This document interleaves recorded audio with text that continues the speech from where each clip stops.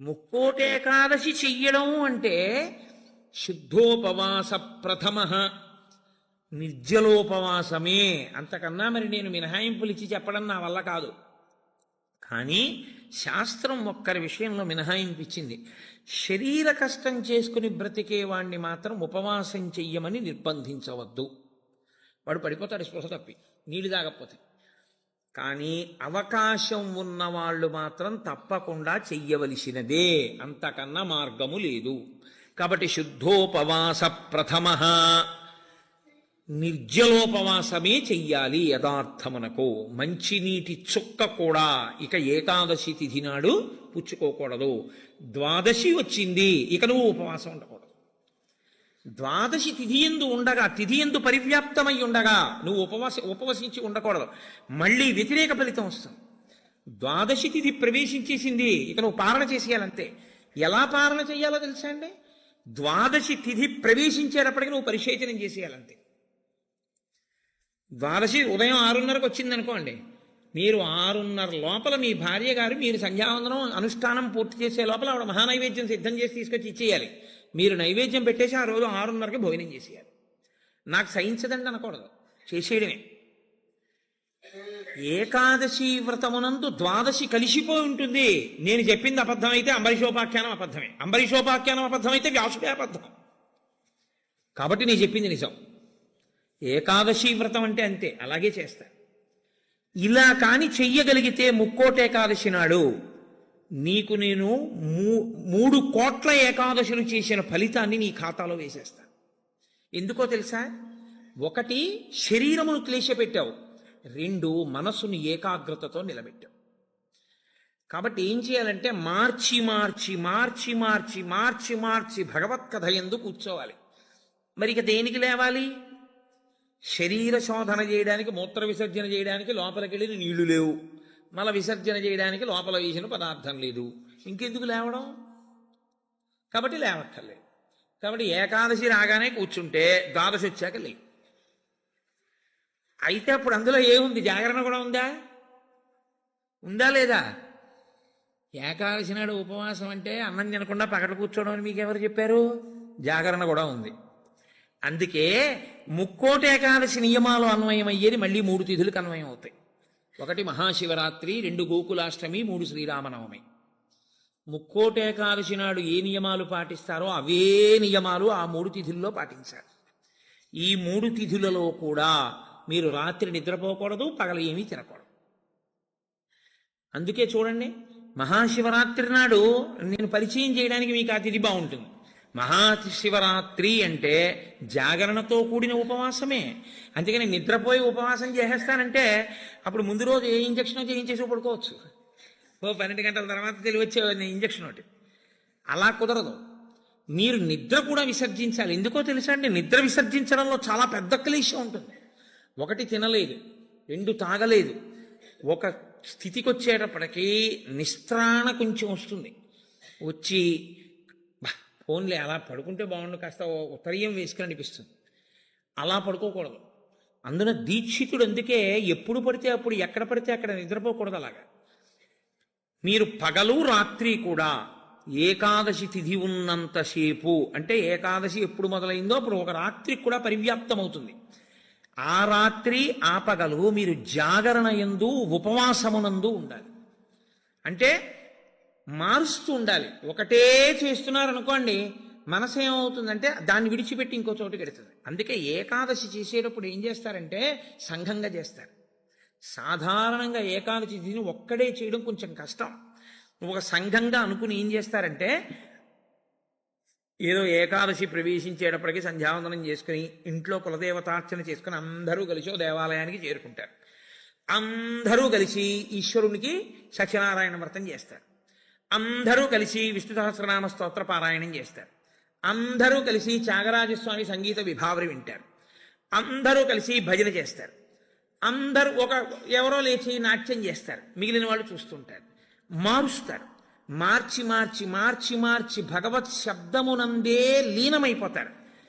ఏది చేస్తున్నా ఈశ్వర నామం పడుతుంటుంది. ద్వాదశి నాడు అన్నం తింటుంటే ఏది విన్నా గోవింద గోవింద అని అవే వినపడుతుంటాయి. ఇంకా ఏదో వెంకటాచలంలో 10 రోజులు ఉండి వచ్చిన వాడికి ఎక్కడ చూసినా గోవిందా అని వినపడినట్టు ఇంకా అస్తమానం గోవిందా అని వినపడుతుంటుంది. అంతగా నువ్వు ముక్కోటి ఏకాదశిని చెయ్యగలిగితే, అలా చేసినప్పుడు నీకు 3 కోట్ల ఏకాదశుల ఫలితాన్ని నీ ఖాతాలో వేస్తాను. నాకిప్పుడు చెప్పండి, నిజంగా ముక్కోటి ఏకాదశి చేసేవాళ్ళు ఎంతమంది? Subscribe daily Telugu TV. ఎవరికి వెయ్యాలా ఫలితం? 24 ఏకాదశుల్లో ఒక్క ఏకాదశి అలా చేయగలవా అంటే దాని అర్థం ఏమిటో తెలుసా అండి? ఒక ఏకాదశి నిజంగా అలా చెయ్యాలని మీరు అనుకుంటే కనీసం ఇంకో ఏకాదశి మీరు అలా రిహార్సల్ వేయాలి. మీరు ఇంకో ఏకాదశికి రిహార్సల్ వేస్తే అది వస్తోంది ఇబ్బంది, కాబట్టి ఆ రోజుని ఇది రాకుండా చూసుకుందామని మీరు జాగ్రత్త పడతారు. ఓ పని చేస్తున్నారనుకోండి, ముందే ఇలా చేస్తే బాగుంటుంది, ఇలా చేస్తే బాగుంటుందని ప్రణాళిక రచిస్తారే, ప్రణాళిక రచనకు పక్కన ఇంకొక ఏకాదశి జరగాలి. అందుకే ముక్కోటి ఏకాదశి ఒక ఏకాదశి ఎవడు చేయడు, పక్కన ఇంకో ఏకాదశి చేస్తాడు. ఏదో ఏకాదశి చేశారనుకోండి, ఓహో ఏకాదశి చేస్తే ఇదిగో ఇలా ఇలా ఇబ్బందులు ఉంటాయి. నేను మీకు ఒక ఉదాహరణ చెప్తాను.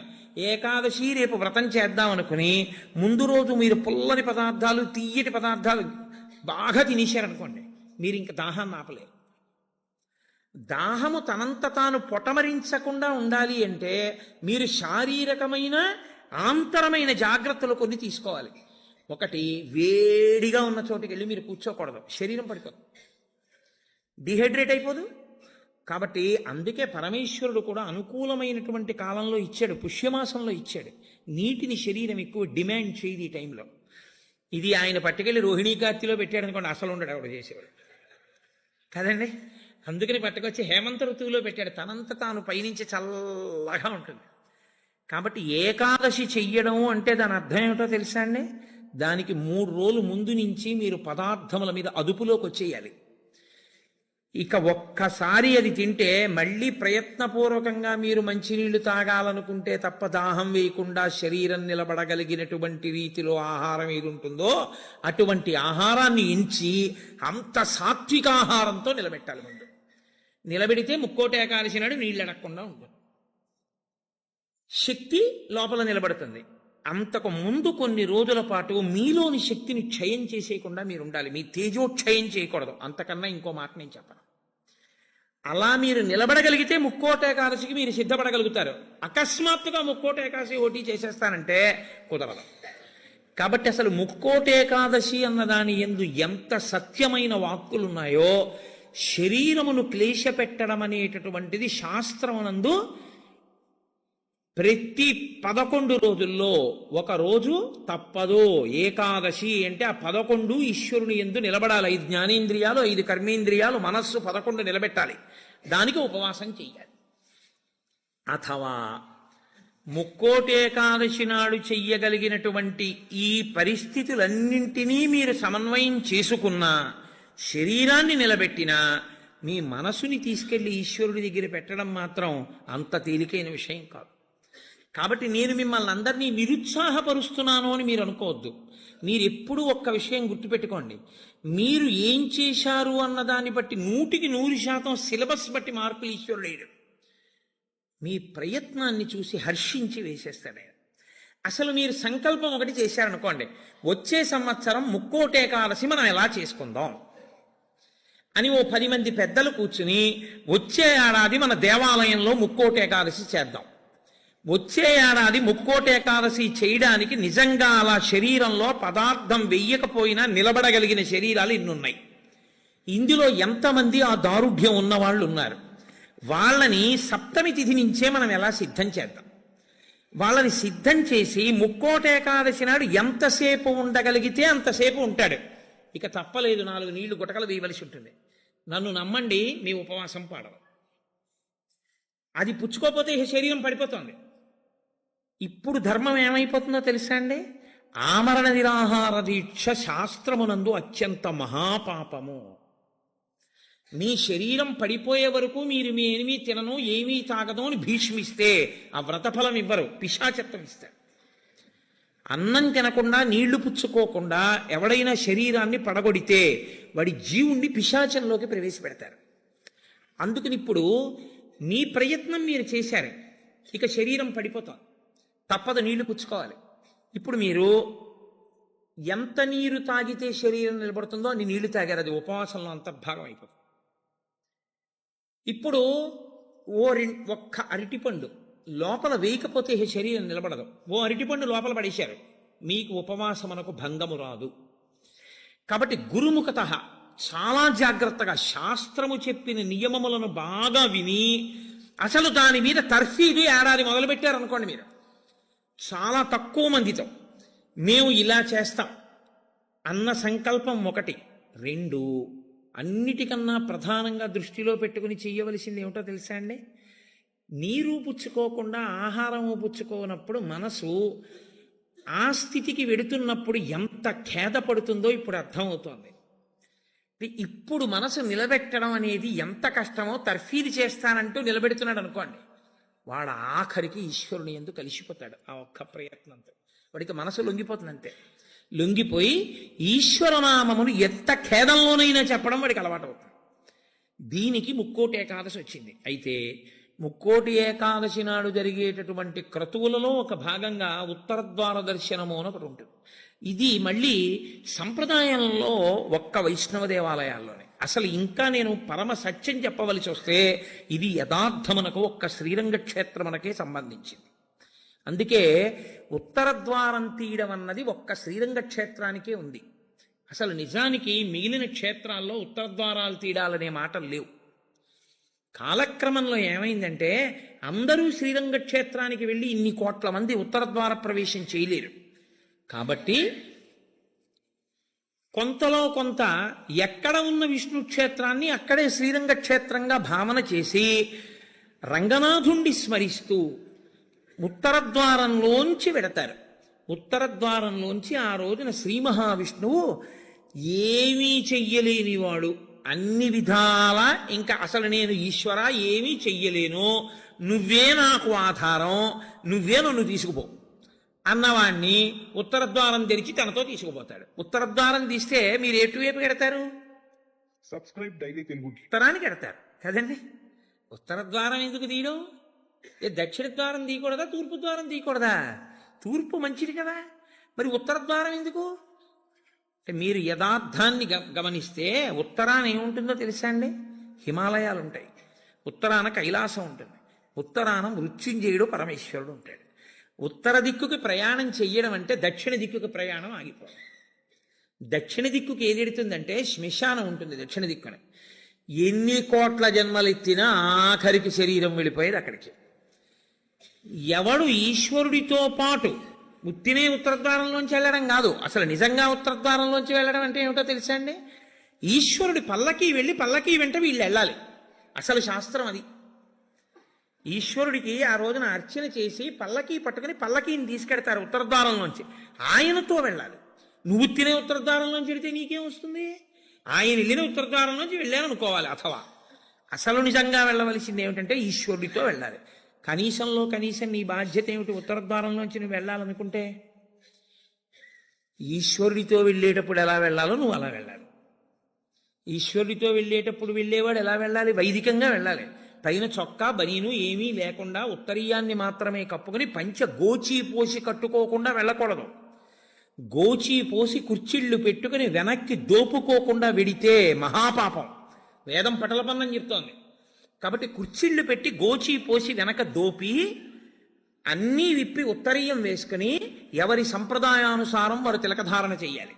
నీకు ద్వాదశనామములైతే ద్వాదశనామములు, నాకు విభూతి ధారణ ఎలా చెప్తే అలా నేను విభూతి ధారణ నేను చేసి శ్రీరంగనాథుడితో కలిసి ఆయన పల్లకీతో నేను ఉత్తర ద్వారంలోంచి మౌనంగా కానీ భగవన్నామని చెప్తూ కానీ ఆయన వెంట వెడితే నా ప్రాణోత్క్రమణం అయినప్పుడు కూడా ఆయన నన్ను అలాగే తీసుకెడతాడు. ఉదారుడై నన్ను నమ్మి, శాస్త్రం నమ్మి నాతో ఓ రోజు వచ్చాడు కాబట్టి ఇప్పుడు అలాగే తీసుకెడతానని ఉత్తర ద్వారంలోంచి తీసుకెడతాడు. ఇది ఇక ఏమీ చెయ్యలేను, నాకేమీ చేత కాదన్నవాడైనా కనీసం చెయ్యాలి. ఏమీ చేత కాని వాడన్నా చెయ్యాలి. ఈశ్వరాన్ని నాకు ఏం చేతనైనది నేను అన్నీ చేసేస్తానని ఇది మాత్రం మానేస్తాను అన్నవాడన్నా చెయ్యాలి. అందుకే శివాలయంలో ఎందుకు ఉండదో తెలుసా అండి? ఉత్తరద్వారంలోంచి వెళ్ళేది అక్కడికే కాబట్టి ఇంకా మళ్ళీ శివాలయంలో ఉత్తరద్వారం ఎందుకు? అంత శివకేశవ అభేదంగా ఉంటుంది ముక్కోటి ఏకాదశి యథార్థమునకు. కాబట్టి ముక్కోటి ఏకాదశి తిథి అంత గొప్పవై ఉంటాయి. అందుకని ఉత్తర ద్వార ప్రవేశం చేస్తారు. అటువంటి ముక్కోటేకాదశి తిథి నాడు మీరు భగవత్ సంబంధంగా ఏది చేసినా కూడా దేశకాలాదులను అనుసరించి కోట్ల రెట్లలో ఈశ్వరుడు దాని ఫలితాన్ని ఏర్పాటు చేసేస్తాడు. మీరు రామచంద్రమూర్తిని నించోపెట్టి పంచామృతాలతో అభిషేకం చేశారనుకోండి, 3 కోట్ల పర్యాయములు అభిషేకం చేసిన తరువాత ఆ మూర్తి ఎంత తేజస్సుతో నిలబడుతుందో అంత తేజస్సుతో నిలబడిపోతుంది అక్కడ. ఇప్పుడు ఆ వంశానికి ఆ దేవాలయానికి ఎంత శక్తి వచ్చేసిందో మీరు ఆలోచించండి. మీరు ఒక తులసిదళం పట్టుకొచ్చి శ్రీ మహావిష్ణువుకి ఇచ్చారనుకోండి, మీరు 3 కోట్ల తులసిదళాలు పట్టుకొస్తే ఏ ఫలితమో ఆ ఫలితం ఇస్తారు. 3 కోట్ల ఏకాదశుల్లో 3 కోట్ల తులసిదళాలు పట్టుకొచ్చి ఇచ్చిన ఫలితం. మీరు రేపొక్కసారి శ్రీరామ రామ రామేతి రమే రామే మనోరమే అన్నారనుకోండి, 3 కోట్ల పర్యాయములు విష్ణు సహస్రాన్ని పారాయణ చేసిన ఫలితం వేస్తారు. రేపు అన్ని 3 కోట్ల మీద వేస్తారు. రేపు మీరేమీ చేయలేదనుకోండి, 3 కోట్ల పాపాలు చేసిన ఫలితం వేస్తారు. మరి అంతే కదండి. 100 మంది పరీక్ష కడితే 30 మంది పాస్ అయ్యారని నేనంటే 70 మంది ఏమైనట్టు? ఫెయిల్ అయినట్టేగా. మరి ఏమీ చెయ్యని వాడు ఏమైనట్టు? పాపాన్ని పొందినట్టు కదా 3 కోట్ల పాపాలని. కాబట్టి ఉత్తర ద్వార దర్శనము చెయ్యాలి, ఉపవాసము చెయ్యాలి. ఇందులో ఎవరెవరు ఏ మినహాయింపులో కెడతారో మినహాయింపును అనుభవించినా తాను చెయ్యగలిగింది చెయ్యాలి. నేను ఏమీ చెయ్యలేని వాడిని అనడానికి మాత్రం నీకేమీ లేదు. నువ్వు అసలు కదలలేని వాడి అయితే ఇంట్లో కూర్చుని గోవిందనామైనా చెప్పాలి. కాబట్టి రేపొక్క రోజు ఉదయం నుంచి కనీసం రాత్రి నిద్రపోయే వరకు జాగరణ చేయకపోయినా, నిద్రపోయే వరకు భగవన్నామమునందు మాత్రమే నిబద్ధుడయ్యుంటే అంతకన్నా భాగ్యమే ఉంటుంది.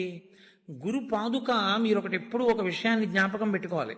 గురు పాదుకకి ఎందుకు పూజ? చెప్పులకి పూజ లేదుగా లోకంలో. ఒక రామచంద్రమూర్తి పాదుకలకి చేశారు. నన్ను గౌరవించచ్చు, నా చెప్పుల్ని ఎవరు గౌరవిస్తారు? కోటేశ్వరారు, మీరు కట్టి విప్పిన పంచి ఇవ్వండి అని అడిగిన వాళ్ళు ఉన్నారు నన్ను. మీరు వేసుకు విప్పిన చెప్పులు ఇవ్వండి అని నన్ను ఎవరు అడగకూడదు కూడా. నేను అంత గొప్పవాడిని నేను కాను. కానీ గురుపాదుకలను ఇస్తారు. ఎందుకో తెలుసా అండి?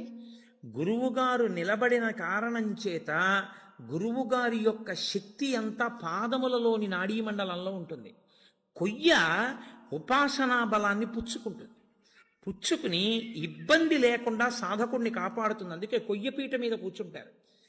కొయ్య పాదుకలు వేసుకుని జగద్గురువులు తిరుగుతారు. వారి పాదములలో ఏ అనుగ్రహ శక్తిని పొంది ఉంటాయో ఆ అనుగ్రహ శక్తి ఆ కొయ్య పాదుకలలోకి కూడా దిగుతుంది. పాదుకలకి పూజ ఒకటి, పాదములకు పూజ ఒకటి కాదు. పాదుకా పూజయే పాద పూజ. పాద పూజ కన్నా పాదుకా పూజ గొప్పది. ఎందుకో తెలుసా అండి?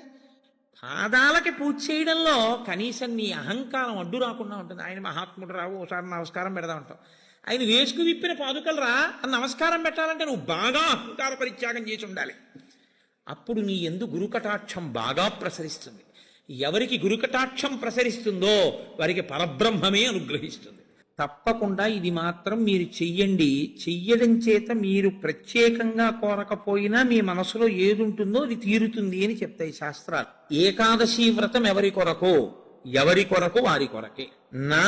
నేను చేసుకున్న పాపపుణ్యాలు పోవాలి అంటే ఈ శరీరంతోనే నేను పోగొట్టుకోవాలి. కాబట్టి బాగా సుఖపడేవాడు ఎవడో వాడు ఎక్కువ జాగ్రత్తగా ఉండాలని చెప్తోంది శాస్త్రం. ఎందుకో తెలుసా అండి? జీవుడి ఖాతాలోకి మళ్ళీ తేవాలి. ఏకాదశి వ్రతం చెయ్యను అన్నాడు అనుకోండి, మనుష్య జన్మ యొక్క సార్థకత రాదు. ఏకాదశి వ్రతం జంతువుకుందా? లేదు, మనుష్యునికే ఉంది. ఈశ్వర పథంలో నడవడానికి అనువైనటువంటి ఉపాధి ఒక్క మనుష్య ఉపాధి మాత్రమే. ఎవరు శరీరాన్ని ప్రయత్నపూర్వకంగా క్లీశ పెడతారో వారు మాత్రమే ఏకాదశి వ్రతమును చెయ్యగలరు. అందుకే ప్రతి శుక్లపక్షంలో ఈశ్వరుడు కృష్ణపక్షంలో ఏకాదశి తిథిని ఎందుకు నిర్ణయం చేశాడో తెలుసా అండి?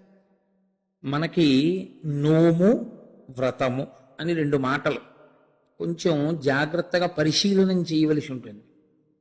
నోము అన్న మాట స్త్రీలకి సంబంధించి ఉంటుంది సాధారణంగా. వ్రతము అన్న మాట దంపతులకు సంబంధించి ఉంటుంది. దంపతులకు సంబంధించి ఉంటుంది కాబట్టి వివాహానంతరము మాత్రమే వ్రతములు ఉంటాయి. నోములు వివాహ పూర్వము ఉంటాయి, వివాహానంతరము ఉంటాయి. వివాహ పూర్వము నోము చేసుకునే ముందు దాని ఫలసిద్ధికి చేయవలసినది ఏది అంటే ఆడపిల్ల తల్లిదండ్రులకు నమస్కరించి తండ్రి గారి అనుమతి తీసుకుని నోము చెయ్యాలి. వివాహానంతరము ఆడపిల్ల నోము చేస్తే భర్త గారి పాదములకు నమస్కరించి భర్త అనుమతి తీసుకుని చెయ్యాలి. స్కాంద పురాణంలో దీని మీద ఒక పెద్ద ఆఖ్యానం ఒకటి ఉంది. ఒక వ్యక్తికి 2 భార్యలు. పెద్ద భార్య ఆయన్ని అనువర్తించి ఆయన ఏది చెయ్యమంటే అది చేసేది. ఒకవేళ ఆవిడ ఏదైనా చేద్దాం అనుకుంటే ఆయన పాదములకు నమస్కరించి ఆయన ఆశీర్వచనాన్ని అపేక్షించి అది పొంది చేసేది. చిన్న భార్య పెద్ద భార్య కన్నా ఎక్కువ నోములు నోచేది. కానీ ఆమె భర్త అనుమతి తీసుకోవడం కానీ భర్త పాదములకు నమస్కరించి కూర్చుని చేయడం కానీ ఎప్పుడూ చేసేది కాదు. కాకతాళీయంగా ఈ భర్త 2 భార్యల శరీరములు ఒకరోజే పడిపోతే ఆ భర్త శరీరాన్ని పెద్ద భార్య శరీరాన్ని వాళ్ళ జీవుల్ని స్వర్గలోకానికి తీసుకెడుతున్నారు. చిన్న భార్య శరీరాన్ని నరకానికి తీసుకెళ్లారు. జీవుణ్ణి తీసుకెడితే ఆవిడ పరివేదన చెందింది. అదేవిడ పెద్ద ఆవిడ కన్నా నేను చాలా చేశాను, నన్ను నరకానికి తీసుకెడుతున్నారు ఏమిటంది. నువ్వు ఎన్ని చేసినా వ్రతమునకు నోమునకు ఒక ప్రధాన నియమం ఒకటి ఉంది. భర్త అనుమతి లేకుండా భర్తకి నమస్కరించకుండా చెయ్యకూడదు. అలాగే అందుకే కొన్ని వ్రతకల్పములోకి వచ్చినా పక్కన భర్త కూర్చోకపోయినా ఆయన అనుమతితో ఆవిడ చేసింది కాబట్టి నోము వ్రతముగా మారిపోతుంది. వరలక్ష్మి వ్రతము అప్పుడు మరి భర్త పక్కన కూర్చోలేదుగా వరలక్ష్మి వ్రతం చేసేటప్పుడు. అంటే భర్త పాదములకు నమస్కరించి చేసినటువంటి కారణం చేత ఆ నోము వ్రతమే అయిపోతుంది. అది దాని స్వరూపము నోము, కానీ వ్రతంగా ఎప్పుడు మారుతుందంటే భర్త పాదములకు నమస్కరించి. ఎందుకు అలా నియమం పెట్టారు అంటే ఆడదానికి స్వార్థం ఉండదు అని శాస్త్రవాక్కు. వివాహ పూర్వము ఆమె ఏది చేసినా మంచి భర్త కొరకు, వివాహానంతరము ఆమె ఏమి చేసినా అత్తమామలు పుట్టింటి వారి యొక్క సౌఖ్యము కొరకు. మరి నీ సౌఖ్యము?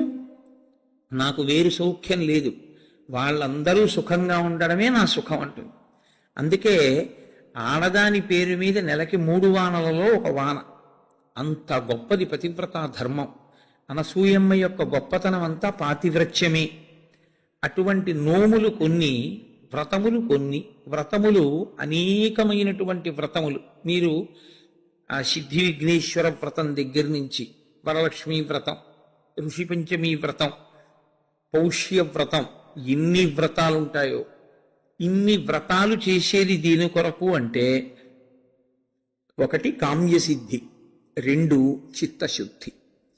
ఏ కోరిక లేకపోతే చిత్తశుద్ధి కొరకు చేసినట్టు, ఏదైనా కోరికతో చేస్తే కామ్యంతో చేసినట్టు. రెండిటినీ అనుగ్రహించగలిగి ఉంటాయి. ఇలా రెండిటిని అనుగ్రహించగలిగినటువంటి వ్రతములు మీరు ఏ కోరిక కోరుకోకపోయినా తప్పకుండా ఇది మాత్రం మీరు చెయ్యండి. చెయ్యడం చేత మీరు ప్రత్యేకంగా కోరకపోయినా మీ మనసులో ఏది ఉంటుందో అది తీరుతుంది అని చెప్తాయి శాస్త్రాలు. నేను మీకు ఒక ఉదాహరణ చెప్పాలంటే, వరలక్ష్మీ వ్రతాన్ని ప్రత్యేకమైన కోరికతో ఎవరు చెయ్యరు. వరలక్ష్మీ వ్రతం చేసేస్తారంతే. ఎందుకు వరలక్ష్మీ వ్రతం చేసేస్తారు అంటే దానికి ఒకటే ఫలితం, భర్త దీర్ఘాయుష్మంతుడవడం, పిల్లలు సుఖంగా ఉండడం. ఈ 2 ప్రత్యేకంగా కోరి వ్రతం ఏ ఆడది చెయ్యదు. ప్రతి ఆడదానికి ఉండే కోరిక ఈ 2. కాబట్టి వరలక్ష్మీ వ్రతం ప్రత్యేకంగా చెయ్యాలా కోరికతో, లేకపోతే ఏ కోరిక లేకపోయినా చెయ్యాలా అంటే ఆ కోరిక నీకు ఎప్పుడూ ఉంటుంది కాబట్టి వరలక్ష్మీ వ్రతం చేయడమే. కానీ వ్రతములలో కన్నిటికీ విలక్షణమైనటువంటి వ్రతం ఏకాదశి వ్రతము ఒక్కటే. ఏకాదశి వ్రతం బ్రహ్మచారి చెయ్యాలి, గృహస్థు చెయ్యాలి, వానప్రస్థు చెయ్యాలి, సన్యాసి చెయ్యాలి. 4 చేస్తారు. పైగా మీకు తిథుల యొక్క నిర్ణయం చేత నైమిత్తికములు అని పిలుస్తారు. తిథులు అన్ని సంప్రదాయముల వాళ్ళు ఆ తిథులు చేయరు. సుబ్రహ్మణ్య షష్ఠి వచ్చిందనుకోండి, వైష్ణవులు చెయ్యాలి అని నియమం ఏం లేదు. అలాగే మహాశివరాత్రి వచ్చిందనుకోండి, వైష్ణవులు చెయ్యాలి అని నియమం ఏం లేదు. ఒక్కొక్కసారి హయగ్రీవ జయంతి అని వచ్చిందనుకోండి, స్మార్తులందరూ చెయ్యాలి అని నియమం ఏం లేదు. విశ్వక్సేన జయంతి అని వచ్చిందనుకోండి, అందరూ స్మార్తులు చెయ్యరు.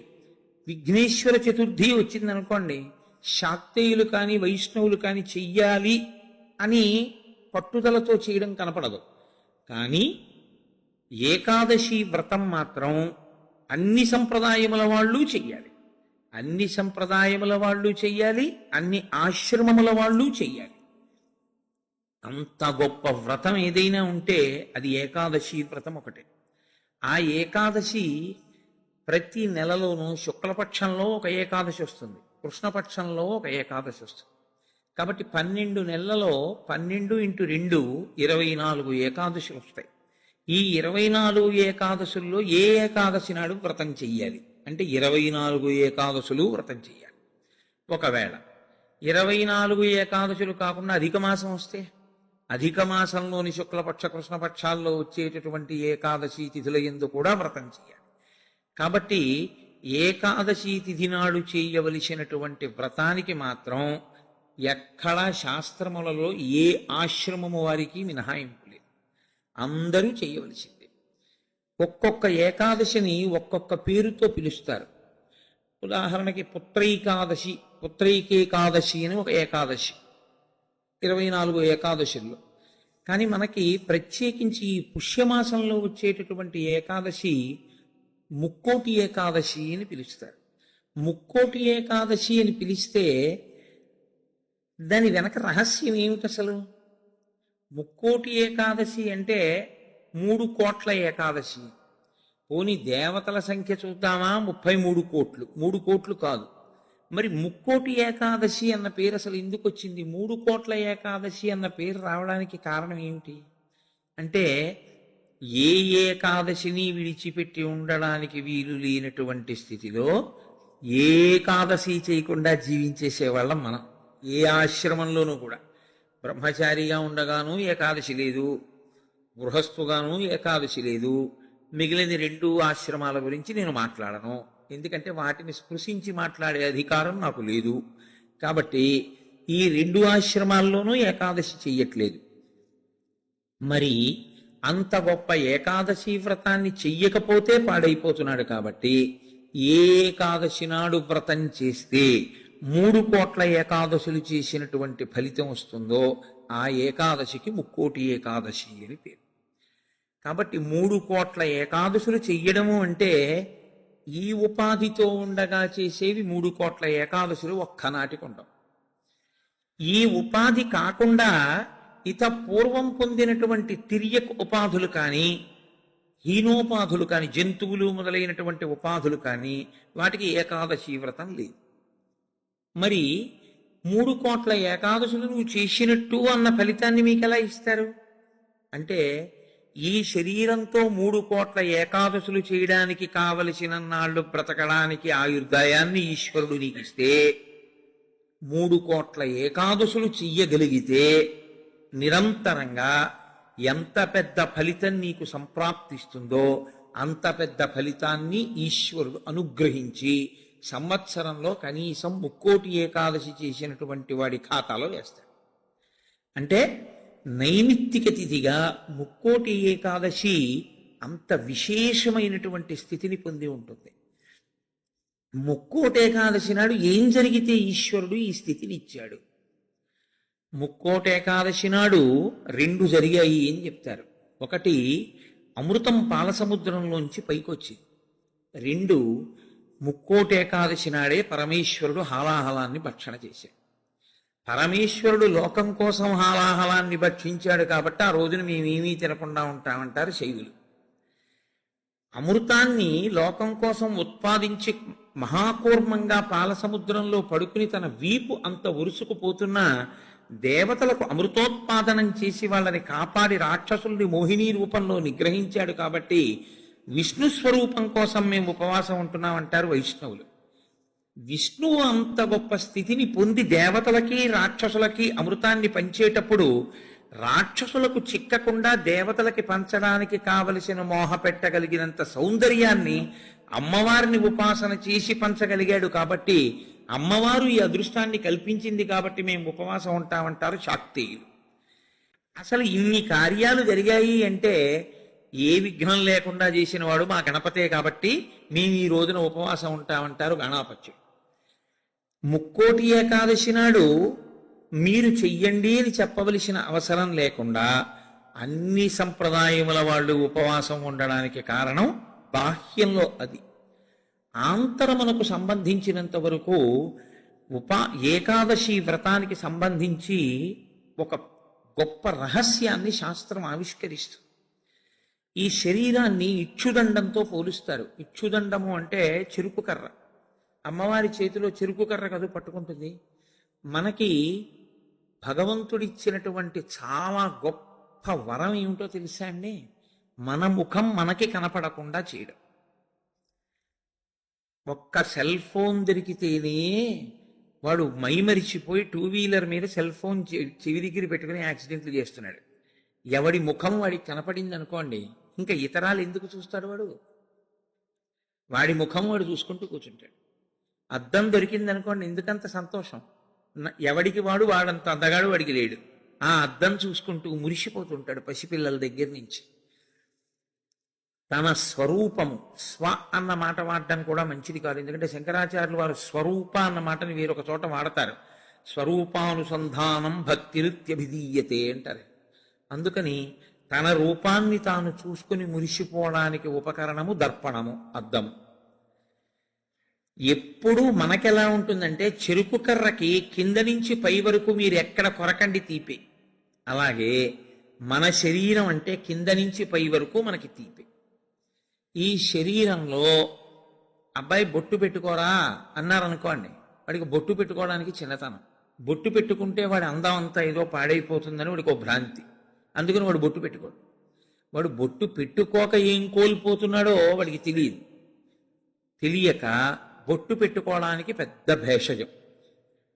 నిజంగా నువ్వు పెట్టుకున్న బొట్టు నీకు సాంప్రదాయికమైన సౌందర్యాన్ని, ఎంత సౌందర్యాన్ని తీసుకొస్తుందో నీకు తెలియదు. ఈశ్వరుడు పుట్టుమచ్చ తీసుకొచ్చి పెట్టుంటే ఏం చేస్తావు? పెట్టుకోరా అన్న బొట్టు మాత్రం పెట్టుకోవడానికి మనకంత కష్టం ఎందుకని? అయ్యి బాబోయ్, ఈ శరీరం యొక్క అందం ఏమైపోతుందో అని. కానీ శాస్త్రం అంటుంది, అసలు 84 లక్షల జీవరాశులలో ఈశ్వర పథంలో నడవడానికి అనువైనటువంటి ఉపాధి ఒక్క మనుష్య ఉపాధి మాత్రమే. ఏకాదశి వ్రతం జంతువుకుందా? లేదు, మనుష్యునికే ఉంది. భగవన్నామం చెప్పగలిగినటువంటి అదృష్టం ఇతర ప్రాణికుందా? ఒక్క మనుష్యుడికి ఉంది. భగవత్ పూజ చేసేటటువంటి అదృష్టం ఇతర ప్రాణికుందా? ఒక్క మనుష్యునికే ఉంది. ఇన్ని అదృష్టములు మనుష్యునకు ఉన్నా మనుష్యుడు దేని కొరకు వీటన్నిటినీ విడిచిపెడతాడు అని అడిగింది. అంటే దాన్ని చాలా గొప్ప రహస్యమైనటువంటి విధి విధానంలో కట్టడి చేసి మనిషికి భోగమునందు ఉండేటటువంటి లాలసని ఈశ్వరుడు నిరూపణం చేస్తాడు. ఉపాసన కాలమంతా దక్షిణాయనం, దక్షిణాయనం అంతా ఉపాసన, ఉత్తరాయణం అంతా తరిస్తాడు. బాగా చదువుకోవలసిన సమయంలో చదువుకున్నవాడు పరీక్షలు రాసినప్పుడు రాసి ఇంక సెలవుల్లో ఆడుకున్నట్టు. దక్షిణాయనంలో ఉపాసన చేయడానికి అడ్డొచ్చేది అంటే ప్రకృతి. ప్రకృతి బాహ్య ప్రకృతి, ఇక్కడ ఉండేటటువంటి ప్రకృతి అంటే బ్రహ్మాండ ప్రకృతి, పిండాండ ప్రకృతి. మీరు చూడండి, దక్షిణాయనం ఆషాఢమాసం దగ్గరలో ప్రారంభం అవుతుంది.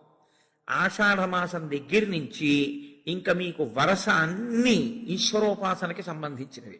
విఘ్నేశ్వర వ్రతకల్పం కానివ్వండి, లేకపోతే శ్రావణ మాసం శుక్రవారాలు కానివ్వండి, మంగళగౌరీ వ్రతం కానివ్వండి, ఆ తర్వాత వచ్చేటటువంటి శరత్కాలంలో వచ్చే దేవీ నవరాత్రులు కానివ్వండి, తదనంతరం కార్తీకం, మార్గశీర్షం, పుష్యం, మాఘం, ఇవన్నీ విశేషమైనటువంటి ఆరాధన.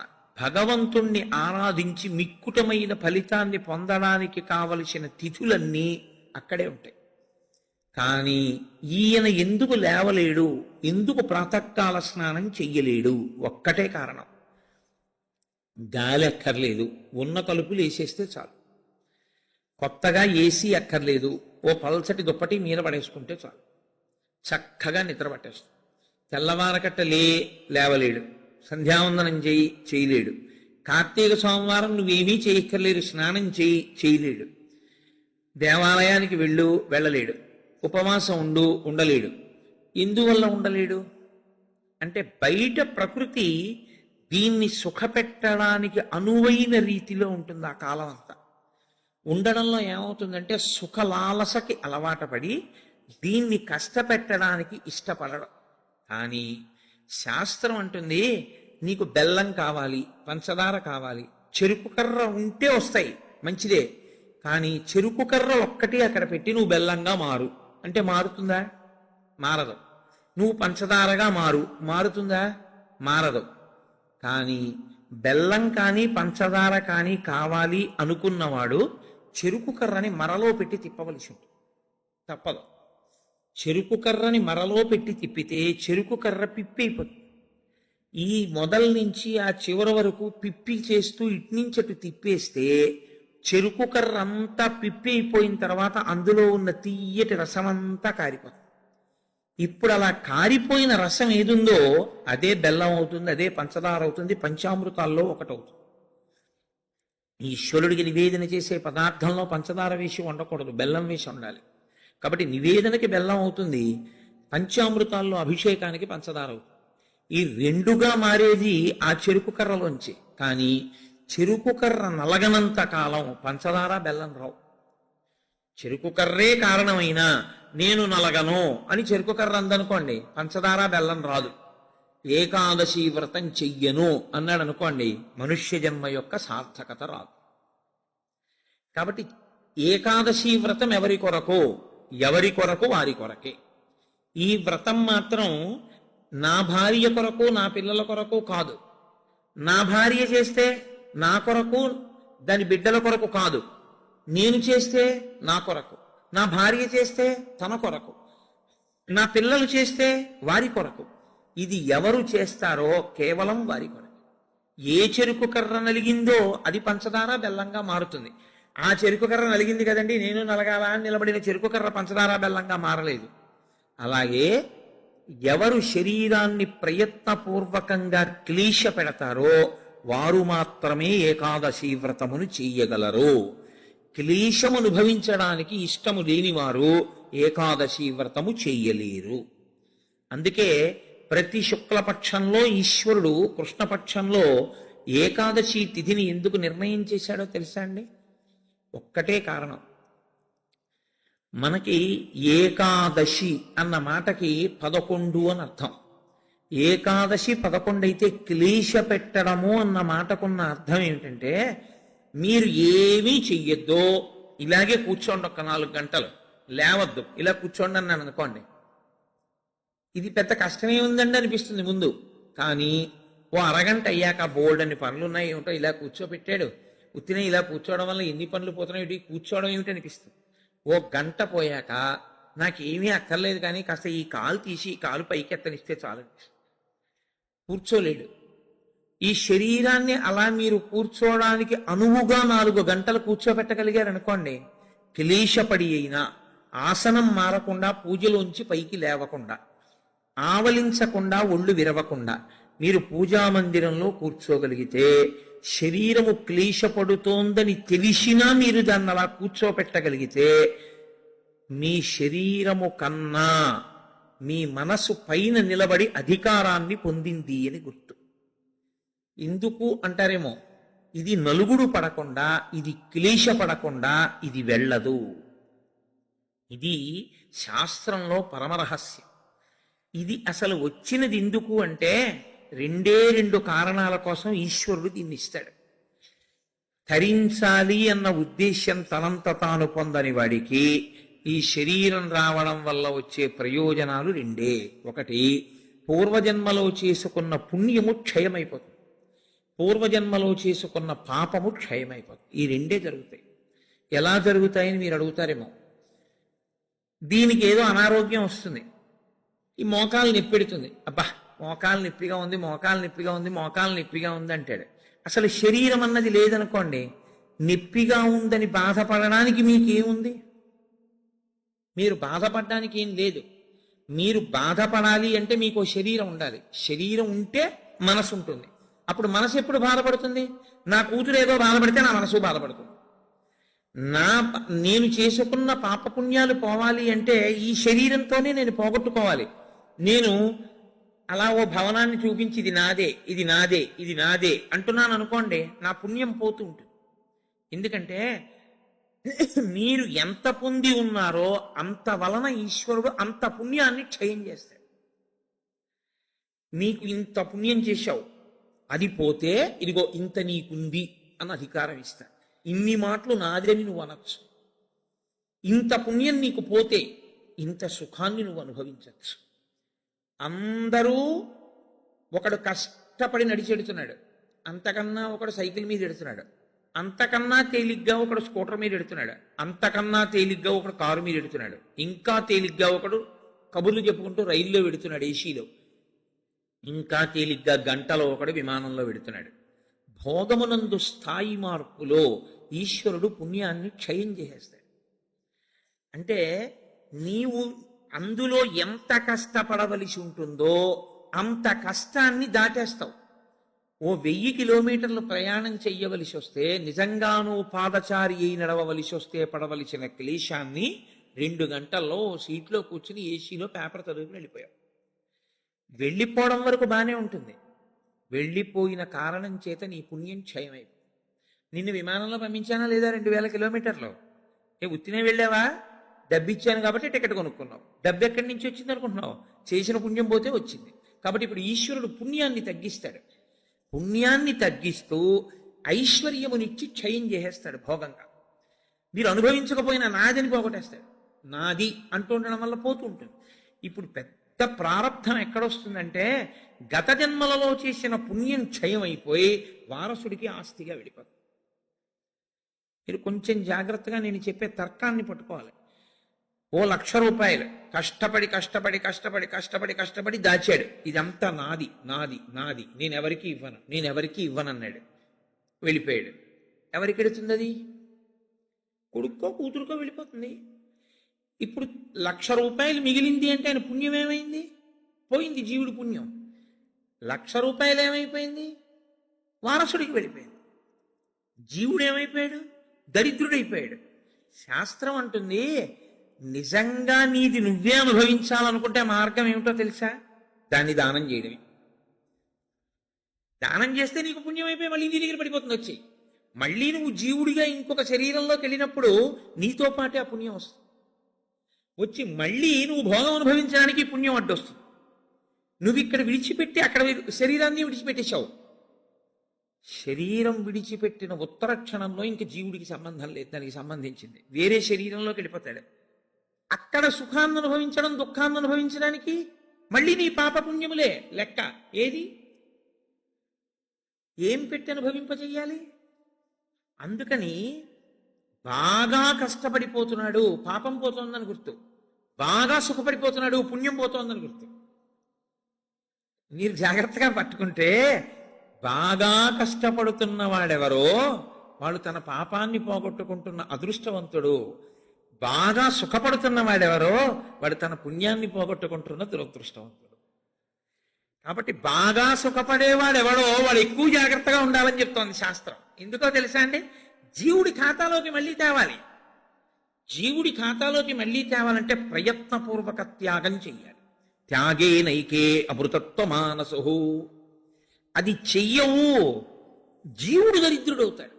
శరీరాన్ని ఉందండి, ఇందులో ఎన్నాళ్ళు ఉంటావు? ఇదో అద్దె కొంప. భగవాన్ రమణులు చెప్పినట్టు ఇవాళో రేపో ఖాళీ చేసేయాలి. ఖాళీ చేసేసి వెళ్ళిపోతాడు. వెళ్ళిపోయిన తర్వాత అందులోకి వెళ్ళిన తర్వాత, అయ్యా మళ్ళీ నేను విమానం ఎక్కుతానండి, అయ్యా మళ్ళీ నేను గుర్రం ఎక్కుతానండి, అయ్యా నేను మళ్ళీ ఏనుగులు ఎక్కుతానండి, మళ్ళీ నేను ఉపన్యాసాలు చెప్తానండి అంటే నీ మొహం గతంలో నువ్వు చెప్పిందే ఉంది, నువ్వు చేసిందే ఉంది. పావలాకా సుచ్చుకోకుండా చెప్పింది ఏమైనా ఉందా మళ్ళీ చెప్పడానికి? నువ్వు భక్తితో చెప్పింది ఏమైనా ఉందా? కీర్తి కండూతి లేకుండా నువ్వు చెప్పింది ఏమైనా ఉందా మళ్ళీ నువ్వు చెప్పడానికి? నువ్వు ఏదీ కోరకుండా ఈశ్వరుణ్ణి నమ్మి ఇలా పెట్టింది ఏమైనా ఉందా? దాన్ని అక్షయం ఈశ్వరుడు చేయడానికి. పుణ్యమన్న కోరికతో కాదు, ఈశ్వరుడు ఇచ్చాడు, ఈశ్వరుడికి ఇస్తున్నాను అని ఇవ్వగలవా? భవతే విష్ణు స్వరూపాయతే అంటూ ఇవ్వగలవా? అలా ఇవ్వగలిగితే అక్షయం చేస్తాడు ఈశ్వరుడు దాన్ని. నువ్వు ఇచ్చిన రూపాయి ₹1,00,00,000 అయిపోతుంది పుణ్యంలో. అది చమత్కారం. అది అసలు జీవన విధానమనందుండేటటువంటి పెద్ద రహస్యం. అందుకే ధర్మశాస్త్రం ఎంత దాచాలి, ఎంత ఖర్చు పెట్టాలి, ఎంత దానం చెయ్యాలి కూడా చెప్పేసి, తనకి కావలసినంత ఖర్చు పెట్టుకోనివాడు తనని తాను ఖేద పెట్టుకున్నవాడు, తనకి కావలసిన దానికన్నా ఎక్కువ ఖర్చు పెట్టినవాడు తన భవిష్యత్ తరాలకి ద్రోహం చేశాడు. తనకి కావలసిన కన్నా ఖర్చు పెట్టడం అంటే అసలు నీకున్నదంతా దానం చేయమని శాస్త్రం చెప్పదు. ఎందుకో తెలుసా అండి? గృహస్థుకి నియమం ఉంది, బిడ్డలకి విడిచిపెట్టాలి, విడిచిపెట్టకుండా వెళ్ళకూడదు. కానీ 3వ వంతు మాత్రం దానం చేసుకోకపోతే జీవుడు పాడైపోతాడు. పుణ్యం పోయింది, మళ్ళీ పుణ్యం ఏది జీవుడి ఖాతాలో? అందున అసలు ఏ ప్రతిఫలాపేక్ష లేకుండా ఈశ్వరుడు ఇచ్చాడు, ఈశ్వరుడు కొరకు అంటూ ఇచ్చిన వాడిది 1 కోటి చేస్తూ పెడతాడు ఈశ్వరుడు.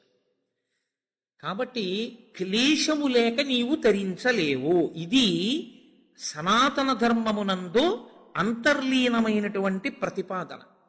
మీ జీవితంలో మీరు ఎప్పుడూ మీ కొరకు మీరు కాకుండా మీరు పక్కవారి కొరకు కూడా ఏదో చేస్తూ ఉండాలి. దేని కొరకు అంటే వాడికి లేనివాడని కాదు, భవతే విష్ణుస్వరూపాయతే, ఆ విష్ణువే నన్ను తరింపచేయడానికి అక్కడ పుచ్చుకునేవాడిగా నిలబడ్డాడు. ఆయన అలా నిలబడకపోతే నా పుణ్యం ఎలా వృద్ధి పొందుతుంది? నా జీవుడికి ఖాతాలో ఎలా పడుతుంది ఐశ్వర్యం? కాబట్టి విష్ణువే వచ్చి లేనివాడిగా నించుని నా దగ్గర పుచ్చుకుంటున్నాడు. అందుకే ఇచ్చేవాడు పుచ్చుకునేవాడికి నమస్కారం అందుకు చేస్తారు సనాతన ధర్మంలో. అందుకే పుచ్చుకున్నవాడు ఇచ్చిన వాడికి చేయడు, ఇచ్చినవాడు పుచ్చుకున్నవాడికి నమస్కారం చేస్తాడు.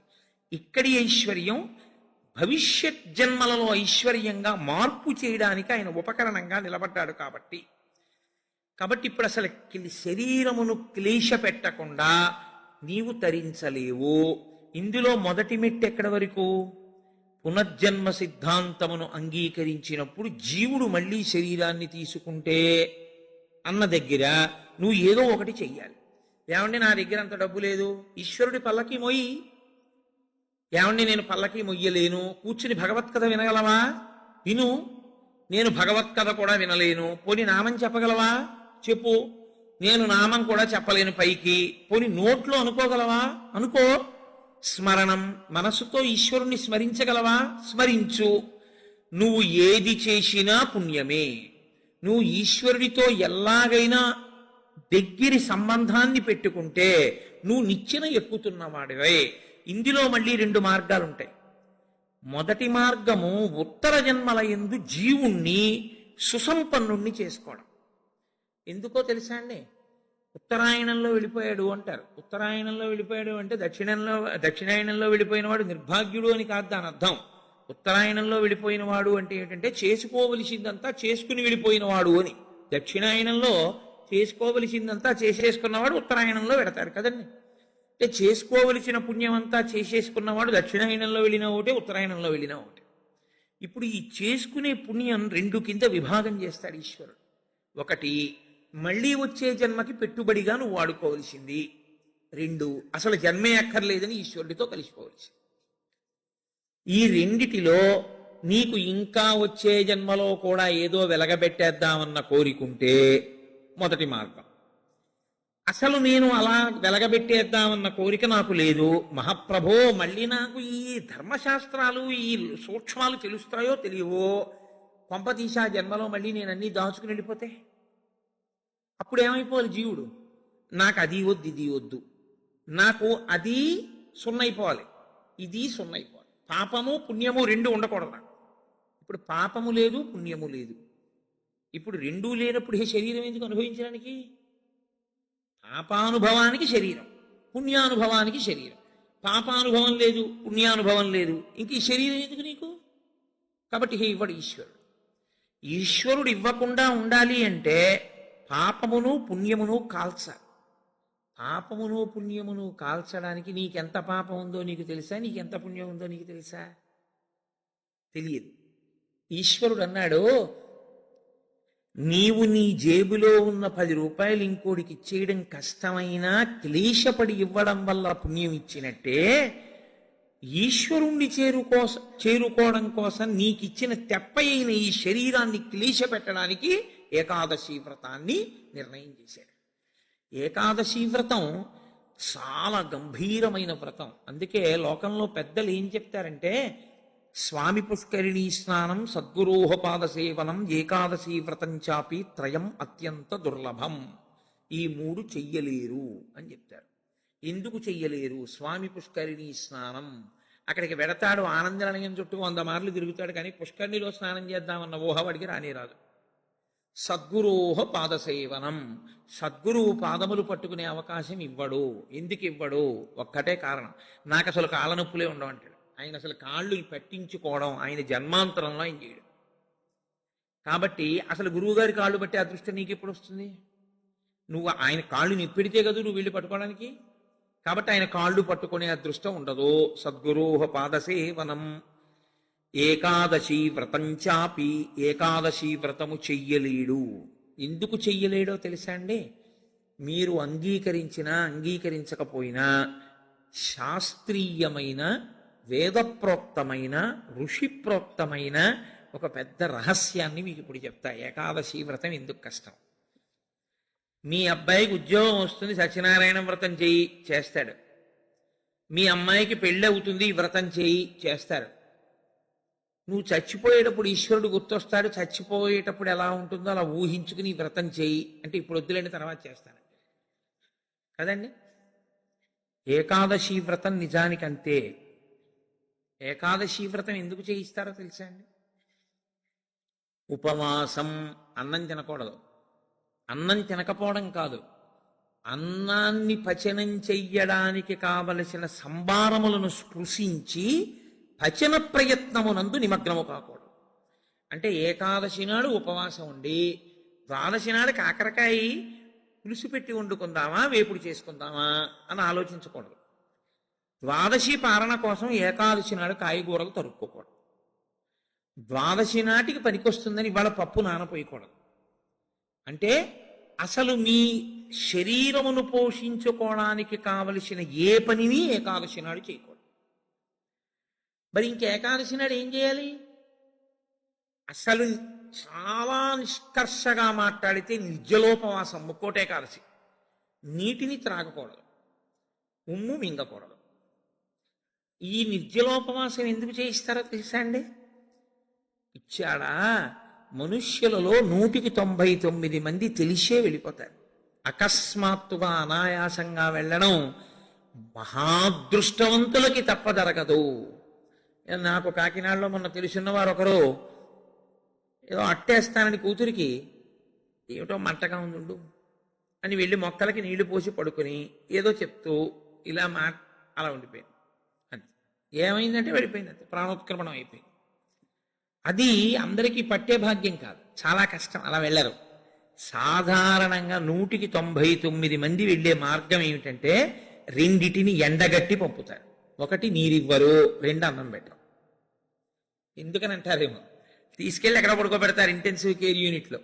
వాడి కర్మ అంతా ఎక్కడొస్తుందంటే ఇక్కడ ఒక గొట్టం పెడతారు, ఇందులోంచి ఏం పోయిరు, ఇందులోంచి ఎక్కిస్తారు.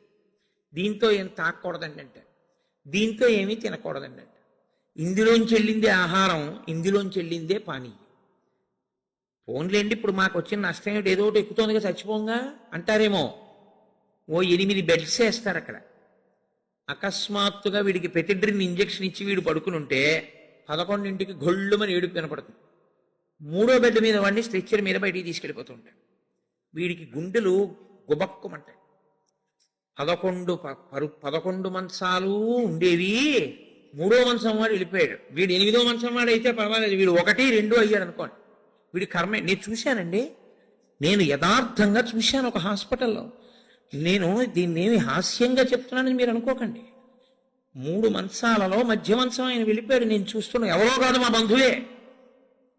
ఏడుస్తుంటే డాక్టర్లు అన్నారు, అమ్మ ఇక్కడ ఏడవకూడదు, నిశ్శబ్దంగా తీసుకెళ్లి బయట ఏడవన్నారు. ఎందుకంటే వాళ్ళు వెళ్ళిపోతారు, గట్టిగా ఏడిస్తే ఏడవకూడదన్నారు. నిజమే అది. వాడు అప్పటికే, నేను వెళ్ళిపోయిన వాడిని చూడటం లేదు, 1, 3 మంచాల వాళ్ళని చూస్తున్నాను. వాళ్ళు వీడు వెళ్ళిన మార్గం మూసుకుపోవుగాక అని వాళ్ళిద్దరు అలా. వీడు అదే వ్యాధితో జాయిన్ అయిన వాడికి ఎంత భయంగా ఉంటుందండి. గబాలను గోనుగుడలో బారేసి దగ్గర చేసి పట్టుకుని పట్టుకెళ్ళిపోతున్నారు బయటికి. పట్టుకెళ్ళిపోతుంటే ఆ బయటికి తీసుకెళ్ళిన తర్వాత ఇలా కిటికీలోంచి చూస్తే ఏం చేస్తున్నారో అన్నీ కనపడుతున్నాయి. కనపడుతుంటే వీడికి ఎలా ఉంటుంది, వీడి పరిస్థితి ఎలా ఉంటుంది? నాన్న రామకృష్ణ అనుకో, ఇప్పుడు అంటే నీ మొహం ఇట్లా ఎక్కడంటానంటో, తినలేడు, తాగలేడు, బయటికి వెళ్ళలేడు, తింటే తప్ప తాగితే తప్ప నిద్ర పట్టడం అలవాటుగా చేసుకుని ఉన్నవాడు కడుపు నిండా తింటే కనుబడిపోతుంది. అందుకని రాత్రి అయ్యేటప్పటికీ బాగా తినేసి పడుకోవడం, నిద్రైపోవడం, మళ్ళీ లేవడం, మళ్ళీ తింటూ ఉండడం, ఇది అలవాటైపోయింది చాలా కాలంగా. ఇప్పుడు కాదు, కోట్ల జన్మలుగా జీవుడు అలవాటు చేసుకున్నాడు దీన్ని. ఇప్పుడు తినకుండా తాగకుండా ఈశ్వరుణ్ణి నామం కూడా చెప్పు, ఇంతకన్నా క్లేశం ఇంకోటి ఏముంటుందండి? తినద్దంటే క్లేశం, తాగద్దంటే క్లేశం. పోని తినద్దు తాగండం, తాగద్దు తినండం, తినద్దు తాగద్దని ఊరుకోడు భగవన్నామని చెప్పమంటాడు. తినద్దనేటప్పటికే ఏమవుతుందంటే ఏకాదశి నాడు ఉపవాసం చేయండి అన్నాను అనుకోండి, ఇంకో దోషి ఇవాళ తినేద్దామంటే రేపంతా ఉపవాసం అంటే. కాబట్టి తినద్దు అంటే భయం, తాగద్దు అంటే భయం. తినద్దు తాగద్దు అని ఊరుకోరు. భగవన్నామని చెప్పేటప్పుడు మనసును అలా ఈశ్వరుడు యందు నిలబెట్టు అంటారు. ఇప్పుడు ఈ మూడు సాధించడం మీ పిల్లల కోసం కాదు, మీ భర్త కోసం కాదు, భార్య కోసం కాదు, ఎవరి కోసం? ఎవరికి వారి కోసం. ప్రతి పక్షంలోనూ ఒకసారి ఈ ఎక్సర్సైజ్ చేస్తే, ఈ వ్యాయామం చేస్తే, రిహార్సల్ అని ఒకటి ఉంటుంది. అంటే చూడండి, ఒక నృత్య ప్రదర్శన చేసేవాళ్ళు 10 మాటలు బయట వేసుకుంటారు. ఒకసారి ఇలా వేద్దాం, ఇలా వేద్దాం, దాన్ని తీసుకొచ్చి చివర ఒకసారి రంగస్థలం మీద వేసేస్తారు. అలాగే ప్రతి పక్షంలోనూ ఒకసారి రిహార్సల్ వేస్తాడు, వెళ్ళిపోయేటటువంటి పద్ధతిని ఊహ చేస్తాడు. ఏమీ తినడం, ఏమీ తాగడం, ఈశ్వరుణ్ణే స్మరిస్తూ ఉంటాడు. ఇప్పుడు ఇది క్లేశపడిపోతూ ఉంటుంది, మనసుని మాత్రం ఈశ్వరుని ఎందే పెట్టుంచుతాడు. ఇది బాగా అలవాటైపోయింది. ఆ రోజు వచ్చేసి తినకూడదు, తాగకూడదు, ఈశ్వరుడి మీద మనసు పెట్టాలి. అభ్యాసం కూసు విద్య కదూ, నిలబెట్టేస్తాడు. నిలబెట్టేస్తే ఏమయ్యాడు? ఆఖరి ఊపిరిలో కూడా ఆయన పేరు చెప్తూ వెళ్ళిపోతాడు. మరి డాక్టర్లు ఉన్నారు కదండి అని మీరు అనొచ్చు, 1,000,000 మంది వైద్యులు కూడి వచ్చినా కానీ మరణమయ్యేది వ్యాధి మాన్పలేరు. చచ్చిపోయే వాళ్ళందరూ డాక్టర్లు లేక చచ్చిపోయారు అనుకోకండి. ఈశ్వరుడు ఆయుర్దాయం ఇవ్వాలనుకుంటే డాక్టర్ రూపంలో అనుగ్రహించగలడు, ఈశ్వరుడు ఇచ్చినవాడు. కాబట్టి ఏకాదశి వ్రతానికి ఉన్న ప్రధాన ప్రయోజనమేమి? అది మృత్యువుని వచ్చినప్పుడు ఎలా ఉంటుందో తత్సంబంధమైనటువంటి తర్ఫీదు మనసుకు ఇచ్చుట. అందుకే ఏ వ్రతానికి చెప్పండి ఏకాదశి వ్రతం చాపి త్రయం అత్యంత దుర్లభం అని ఎందుకంటారో తెలుసా అండి? అసలు నువ్వు అలా ఊహ చేస్తూ కూర్చుని సిద్ధంగా ఉండడం 1/2 గంట చెయ్యలేవు. ఓ వారం ఓ పక్షంలో చేసి అయ్యి బాబోయ్ అలా మళ్ళీ ఏకాదశి వచ్చేస్తే మళ్ళీ అలా ఊహిస్తూ అలా ఉండాలంటే భయంగా ఉందండి, ముక్కోటి ఏకాదశి చేసేస్తానండి. కాబట్టి ఈశ్వరుడు అంటాడు, పోన్లే ఏడాదంతా చేయలేవా, బెంగెట్టుకోకు, ఏడాదంతటికి బదులుగా ముక్కోటి ఏకాదశి చేస్తావా, అప్పుడు నేను ఎన్ని ఫలితాలు ఇవ్వాలి నీకు? 23 ఏకాదశుల ఫలితం ఇవ్వాలి, అథవా ఈ ఏకాదశితో కలిపి 24 ఏకాదశుల ఫలితం ఇవ్వాలి. కానీ నేను ఒకటి ఎక్కువ అడుగుతాను, దానికి తగినంత నీకు ఇస్తాను. నేను అడిగిన ఎక్కువ చెయ్యాలి, నువ్వు అడిగిన దానికన్నా కొన్ని కోటి రెట్లు ఇస్తా, 3 కోట్ల ఏకాదశుల ఫలితం ఇస్తా. కానీ మామూలు ఏకాదశుల కన్నా విరుద్ధంగా నువ్వు దీన్ని చెయ్యాలి. ఎందువల్ల విరుద్ధంగా చేయవలసి ఉంటుంది ముక్కోటి ఏకాదశి అంటే? మామూలు ఏకాదశి నాడు మీరు ఉపవాసం చేసేటప్పుడు పండు కాని, కాయ కాని, అథవా కాసిన పాలు కాని తాగితే ఉపద్రవం ఏం రాదు, దానికి దోషం పట్టదు శాస్త్రం. ఎందుకంటే శాస్త్రం ఉపవాసం మీద చర్చ చేస్తుంది. ఉపనిషత్తుల్లో విషయం ఉంది, వేదంలో ఆ విషయం ఉంది. ఎప్పుడెప్పుడు ఉపవాసం ఎలా చెయ్యాలి అన్నది ఉంది. ఆదివారం నాడు కాని, పౌర్ణమి నాడు కాని, అమావాస్య నాడు కాని రాత్రి ఉపవాసం మాత్రమే చెయ్యాలి, పగటిపూట ఉపవాసం చేయకూడదు. ఆదివారం నాడు రాత్రి ఏమీ తినకూడదు, పౌర్ణమి నాడు రాత్రి ఏమీ తినకూడదు, అమావాస్య నాడు రాత్రి ఏమీ తినకూడదు. ఆ ఉపవాస నియమం అక్కడ వరకే. పగటిపూట మీరు భోజనం చేసినా పలహారం చేసినా శాస్త్రం అడ్డురాదు. సాధారణంగా శాస్త్రం ఏం చెప్తుందంటే 2 పర్యాయములు తీసుకోమని చెప్తుంది. 2 పర్యాయములు తీసుకోవచ్చు, కానీ ఇక రాత్రి వేళ తినకూడదు. అష్టమి తిథి, చతుర్దశి తిథి, ఈ రెండు తిథుల్లో పగటి వేళ తినకూడదు, రాత్రి వేళ తినాలి. పగటి వేళ ఏమీ తినకుండా ఊరుకుని నక్షత్ర దర్శనం అయిన తర్వాత మాత్రం భోజనం చేయొచ్చు. అది ఒక్క అష్టమి చతుర్దశి తిథులకు. కాబట్టి ఈ తిథులలో ఉపవాసాలకి, వారములలో ఆదివారం ఉపవాసాలకి, ఎందుకంటే వారాలు అన్ని యుగాల్లో లేవు, కలియుగంలోనే వారాలు. మీరు రామాయణాన్ని చూస్తే రామాయణంలో వారాలు ఉండవు. కాబట్టి వార నియమం ఎవరికి వచ్చిందంటే ఒక్క కలియుగంలోనే వచ్చింది. కలియుగంలో ఆదివారమే ఉపవాసం ఎందుకు పెట్టారో తెలుసా అండి?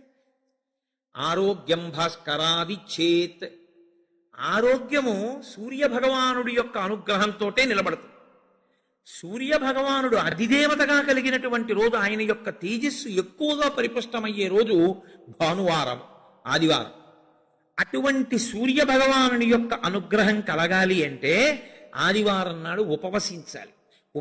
ఉపవసించుట అన్న మాటని మీరు ఎప్పుడు రెండు కోణాల్లో అర్థం చేసుకోవాలి. రెండు కోణాల్లో అర్థం చేసుకోవడం అంటే, కడుపు ఖాళీ అయిన తరువాత మళ్ళీ వేయకుండుట.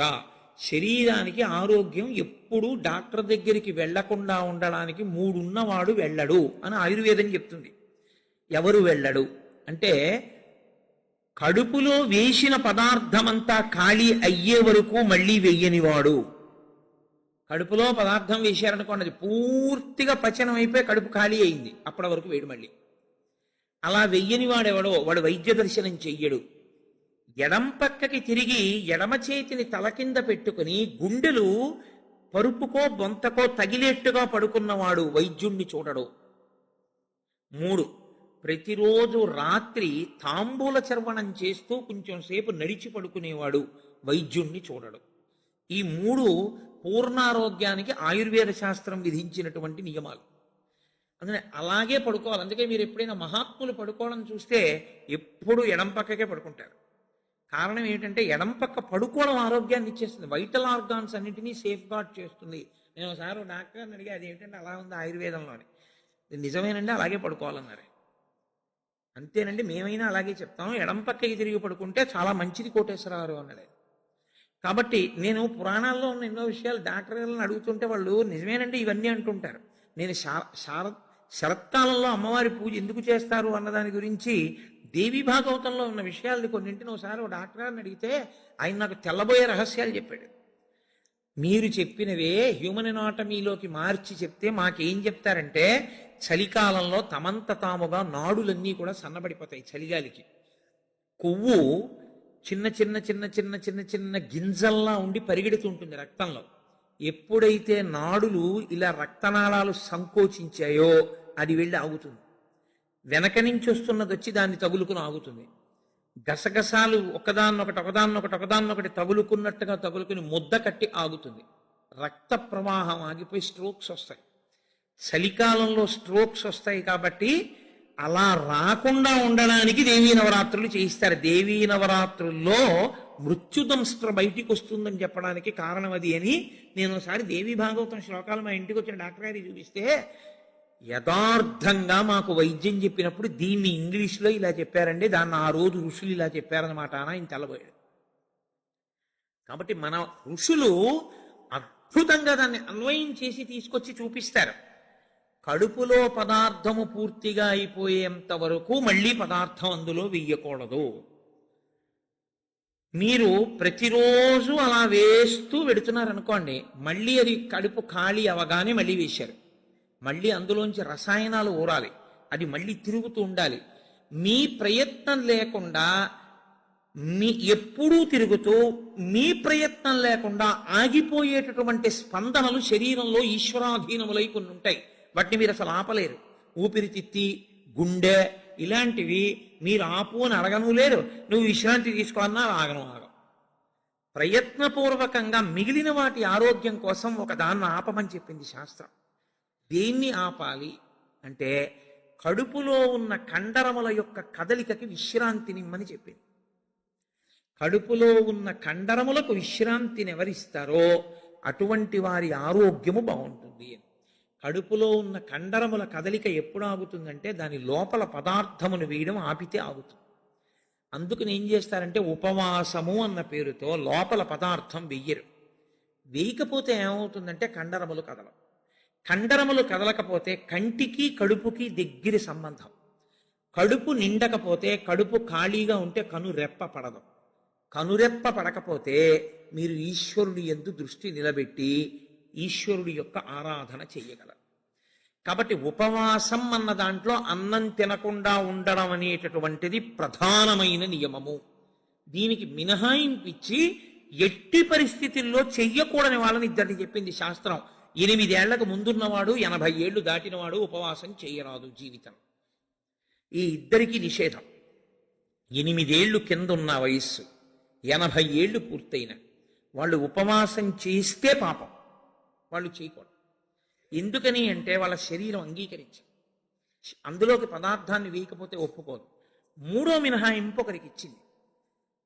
కడుపులోకి పదార్థం వెయ్యకపోవడమే విషంగా మారిపోయి శరీరాన్ని పడగొట్టగలిగిన వ్యాధి ఏదైనా సంక్రమించి ఉంటే, అంటే ఒక షుగర్ పేషెంట్ అనుకోండి, ఆయన అలా ఉండిపోయాడు అనుకోండి, ఫాస్టింగ్లో పడిపోతుంది, కోమాలోకి వెళ్ళిపోతాడు. అప్పుడు ఆయన పదార్థాన్ని శరీరం నిలబెట్టుకోవడానికి కావలసినంత పదార్థాన్ని లోపలికి పంపినా ఆయన ఉపవాసం చేసిన వాడే. మీరెప్పుడు ఒకటి గుర్తుపెట్టుకోవాలి, శాస్త్రం ఇప్పుడు మాట్లాడినా చాలా ఉదారంగా మాట్లాడదు. శాస్త్రము కఠినంగా అసలు ఎప్పుడు ప్రవర్తించదు. అలా చెయ్యలేరు మీరు, నిజంగా చాలా కష్టం. కాబట్టి 8 సంవత్సరముల లోపు వాళ్ళు, 80 సంవత్సరములు దాటిన వారు ఉపవాసమును చేయరాదు. ఉపవాసమును చేయరాదు అంటే పదార్థమును విసర్జించి ఉండరాదు. కాబట్టి ఉపవాసము అన్న మాటలో మీ కడుపు కండరములు కదలకుండా విశ్రాంతి ఇచ్చుట అన్నది ప్రధాన ప్రక్రియ. ఇది మీరు చూడండి, ఇవాళ రేపు పెద్ద పెద్ద ప్లాంట్స్ కూడా షట్ డౌన్ అంటారు, కావాలని ఆప్ చేస్తారు. వాటి లాంగివిటీ పెరుగుతుంది, జీవితకాలం పెరుగుతుందని. అదే అన్వయం ఋషులు శరీరానికి చేశారు. ఇది కూడా ఒక యంత్రాంగం, ఇది ఒక తెప్ప. ఇది ఉంటే నువ్వు పుణ్యం చేస్తావు, ఇది ఉంటే నువ్వు ఇంకొక ధర్మకార్యం చేస్తావు. అసలు ఇదే లేకపోతే ఇంకేం చేస్తావు? ఇక జీవుడు చేసుకోవడానికి ఏం లేదు, ఇది ఉపకరణం. కాబట్టి దీన్ని చాలా జాగ్రత్తగా నిలబెట్టుకోవాలి.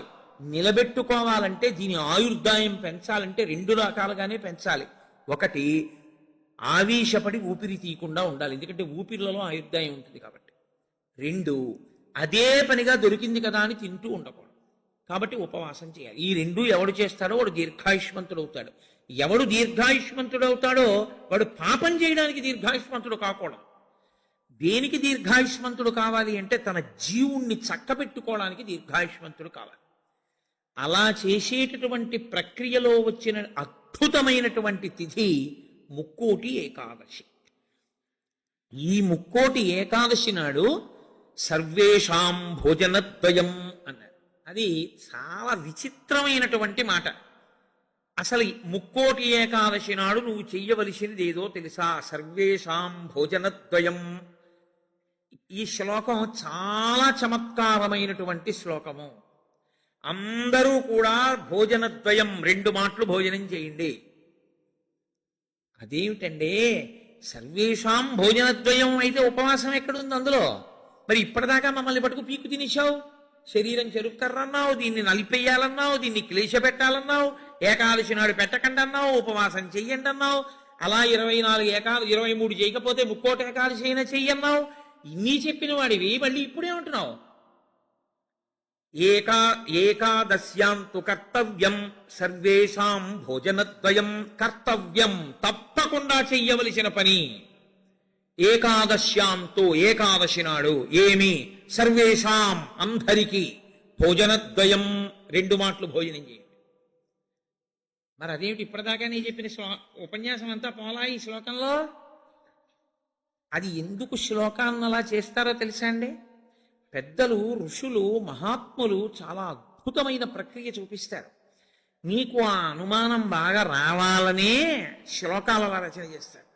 అప్పుడు నువ్వు సంతోషం ఏమిటంటే నీకు కష్టపడకుండా నీకు కన్సెషన్ ఇచ్చేసినట్లు కనపడితే దాన్ని కన్ఫర్మ్ చేసేసుకోవడానికి తాపత్రయపడు. సుఖపెట్టడానికి ఏదైనా ఛాన్స్ ఇచ్చామనుకోండి, అబ్బా ప్రతి ఏకాదశికి నేను 8 ఏళ్ల లోపు 80 ఏళ్ళు పైకి ప్రతి ఏకాదశి నాడు నువ్వు షుగర్ వ్యాధిగ్రస్తుని అయితే ఎంత బాగుండో అనిపిస్తుంది. ఎందుకంటే ఉపవాసం అక్కర్లేదు, ఓడి పడేయచ్చు లోపల. కానీ ఆ శ్లోకానికి అర్థం ఏంటంటే భో జన అంటే ఓ జనులారా, మీ అందరికీ కూడా భోజనద్వయం అంటే భోజనం 2 మాటలు చేయండి అని కాదు. భో అంటే ఓ జనులారా, ద్వయం 2, ఏకాదశ్యాంతు కర్తవ్యం సర్వేషాం. అందరికీ ఏకాదశి నాడు 2 నియమములు పాటించవలసినదే. ఏమిటో తెలుసా 2 నియమాలు? శుద్ధోపవాస ప్రథమ. శుద్ధోపవాసం, ముక్కోటి ఏకాదశి నాడు ప్రత్యేకించి శుద్ధోపవాసం. ద్వైతులు నిత్యలోపవాసం చేస్తారు. అసలు వాళ్ళు ఏకాదశి నాడు ద్వైత సంప్రదాయంలో ఉన్న వాళ్ళు, వాళ్ళ ఇంటికి మీరు వెళ్ళినా నీళ్ళు ఇవ్వరు. వాళ్ళు ఏకాదశి నాడు సత్యనారాయణ వ్రతం చేసుకోండి అంటే వాళ్ళు చేయరు. ఎందుకో తెలుసా అండి? ఈశ్వరుడికి నైవేద్యం పెట్టవలసి వస్తుంది. ఈశ్వరుడికి నైవేద్యం పెట్టద్దు వ్రతం చేస్తే, ఆయనకు కూడా పెట్టరు వాళ్ళు. ఆయనకి పెట్టడం కాదు, మీరు వాళ్ళ ఇంటికి వెడితే మీకు పండోకాయ కూడా చేతిలో పెట్టరు. ఏమనుకోకండి, మీరు ఏకాదశి నాడు వచ్చారు మేము ఇవ్వలేమంటారు. వాళ్ళు ఉమ్ము కూడా గుటక వెయ్యరు, మంచినీళ్లు కూడా తాగరు. మరి అలా రోహిణీ కార్తెలోనూ అప్పుడు ఎలా ఉంటారండి అని మనకు అనుమానం వస్తుంది. అలాగే ఉంటారు. ఇక్కడ కాదు, రాజస్థాన్ ఎడారిలో ఉంటారు. తెలుసా అండి? వాళ్ళకి ఈశ్వరుడి మీద ఉన్న నమ్మకం అటువంటిది. ఏకాదశి వ్రతం వాళ్ళకంత గట్టిది. ఒకసారి ద్వైత సంప్రదాయంలో చాలా సమున్నతమైన స్థితిని పొందినటువంటి వారు, చాలా లబ్ధ ప్రతిష్ఠులు, నేను పేరు ఎందుకు వాడాలి, బాగుండదు, వారి ఇంటికి వెళ్ళాను నేను, మా గోపాలకృష్ణ గారు, మేము. వెడితే ఆయన ఏకాదశి నాడు మేము వెళ్ళాం. వెడితే ఆయన అన్నారు, మీరు ఏమనుకోకండి, నేను మంచినీళ్ళు కూడా ఇవ్వను, ఎదురుగుండా మామిడి చెట్ల కాయలు ఉన్నాయి కానీ నేను ఇవ్వనని ఆ ఇంట్లో ఉన్న నౌకర్ని పిలిచి నేను చూడకుండా 4 కాయలు కోసి వాళ్ళకి ఇయ్యాను తప్ప ఆయన కోసి ఆయన చేతితో ఇవ్వాల. ఆయన పెట్టలేనివాడు కాడు, పెట్టుకోనివాడు కాడు, మహాత్ముడు, చాలా గొప్పవాడు, చాలా పెద్ద పదవి చేశాడు ఆయన. ఇప్పటికీ ఆంధ్రదేశంలో స్మరింపబడుతుంటాడు. ఎందుకో తెలుసా అండి? ఆ సంప్రదాయం అటువంటి. వాళ్ళు ఏకాదశి నాడు శుద్ధోపవాసం, వాళ్ళు నిత్యలోపవాసం, నీటి గుటక కూడా వాళ్ళు వేయరు. కాబట్టి ముక్కోటి ఏకాదశి నాడు నువ్వు అలా చేస్తావా? 23 ఏకాదశులు మినహాయింపిస్తాను. శుద్ధోపవాస ప్రథమ అది చేసేస్తే అయితే ఏదో అలా మొత్తానికి నేను నానా కష్టాలు పడి ఏదో అశుద్ధోపవాసం చేసేస్తానండి, 3 కోట్ల ఏకాదశుల ఫలితం వచ్చేస్తుంది కదా అంటారేమో. సత్కథా శ్రవణం తథాహ. కేవలం తినకుండా కూర్చుంటే ఫలితం ఇవ్వరు. సత్కథా శ్రవణం, మీరు ఏదో భగవత్ సంబంధమైన విషయాన్ని వింటూ ఉండాలి. 12 ఘడియలు వచ్చేవారు. ఏకాదశి తిథి పరివ్యాప్తమై ఉన్నంతసేపు తినకుండా ఉండడం ఎంత ప్రధానమో 12 ఘడియలు రాగానే తినేయడం అంత ప్రధానం. ధర్మం మారిపోతుంది అంతే. అందుకే అన్ని రోజుల కన్నా చాలా తొందరగా చద్దన్నం వండుకున్నట్టుగా తెల్లవారుజామున లేచి వంట చేసుకుని తినేసేది ఎప్పుడో తెలుసా అండి? 12 తినాడు తింటారు. 12 పారణ మధ్యాహ్నం చేయకూడదు. 12 తిథి ప్రవేశించగానే చెయ్యాలి. అందుకే ఏకాదశి వ్రతం చేసిన వాడికి శ్రీ మహావిష్ణువే అందేశారు. అంబరీషుడికి దొరకలా? అంబరీషోపాఖ్యానం ఏకాదశి వ్రతం కాదు. 12 ఘడియలు రాగానే నేను పారణ చెయ్యాలంటే కదా, దుర్వాస మహర్షి రాకపోతే నీళ్లు పుచ్చేసుకో, పోన్లేవయా మధ్యాహ్నం ఉండదా, 12 సాయంకాలం ఉండదా, ఎప్పుడొస్తే అప్పుడే తింటానని కూర్చున్నాడా? 12 ఘడియలు వచ్చేస్తున్నాయి, మరి ఏం చేయను? పోనీ భోజనం చేయకపోతే నీళ్లు తాగే అన్నారు. నీళ్లు తాగేస్తే కదా ఆయనకు పాపం వచ్చింది. కాబట్టి ఏకాదశి వ్రతం నాడు ఉపవాసం ఎంత ముఖ్యమో 12 తిథి ప్రవేశించగానే 12 ఘడియ తగలగానే అన్నం తినేయడం అంత ముఖ్యం. అన్నం తినేయడం అంత ముఖ్యం అంటే చొక్కా వేసుకుని డైనింగ్ టేబుల్ మీద తినేస్తే ఏకాదశి వ్రతాన్ని కొక్కెత్తుకో. అన్నం ఎలా తినాలో అలాగే తిను. పైన చొక్కా బనీను లేకుండా శ్రద్ధాళువువై తినాలి. నువ్వు ఏకాదశి ఉపవాసం చేసి 12 నాడు ఇంకోళ్ళ ఇంట్లో హస్తోదకం పుచ్చుకున్నావు అనుకో, నీ ఏకాదశి వ్రతం పనికిరా. అది ఏ నిత్యము చెరించేటటువంటి వారు అటువంటి వారికి పనికొస్తుంది, లేదా ఏదో మహత్తరమైన ప్రయోజనం కోసం తప్పక బయట ఉండవలసి వస్తే వేరు. తప్ప అసలు ఉపవాసం చేసిన వాడు తనింట తాను తినాలి. ఎందుకో తెలుసా అండి? మరి మీ ఇంట్లో ఈశ్వరుడికి తులసిదళం వేశావా? మీ ఇంట్లో ఈశ్వరుడికి మహానైవేద్యం పెట్టావా? ఆయన ఉపవాసం లేదక్కడ. ఆయనకి ఏది నైవేద్యం ఏది? నేను మా ఇంటికి తాళం వేసేసి ఇక్కడికి వచ్చి నేను ఇక్కడ ఉపవాసం ఏంటి?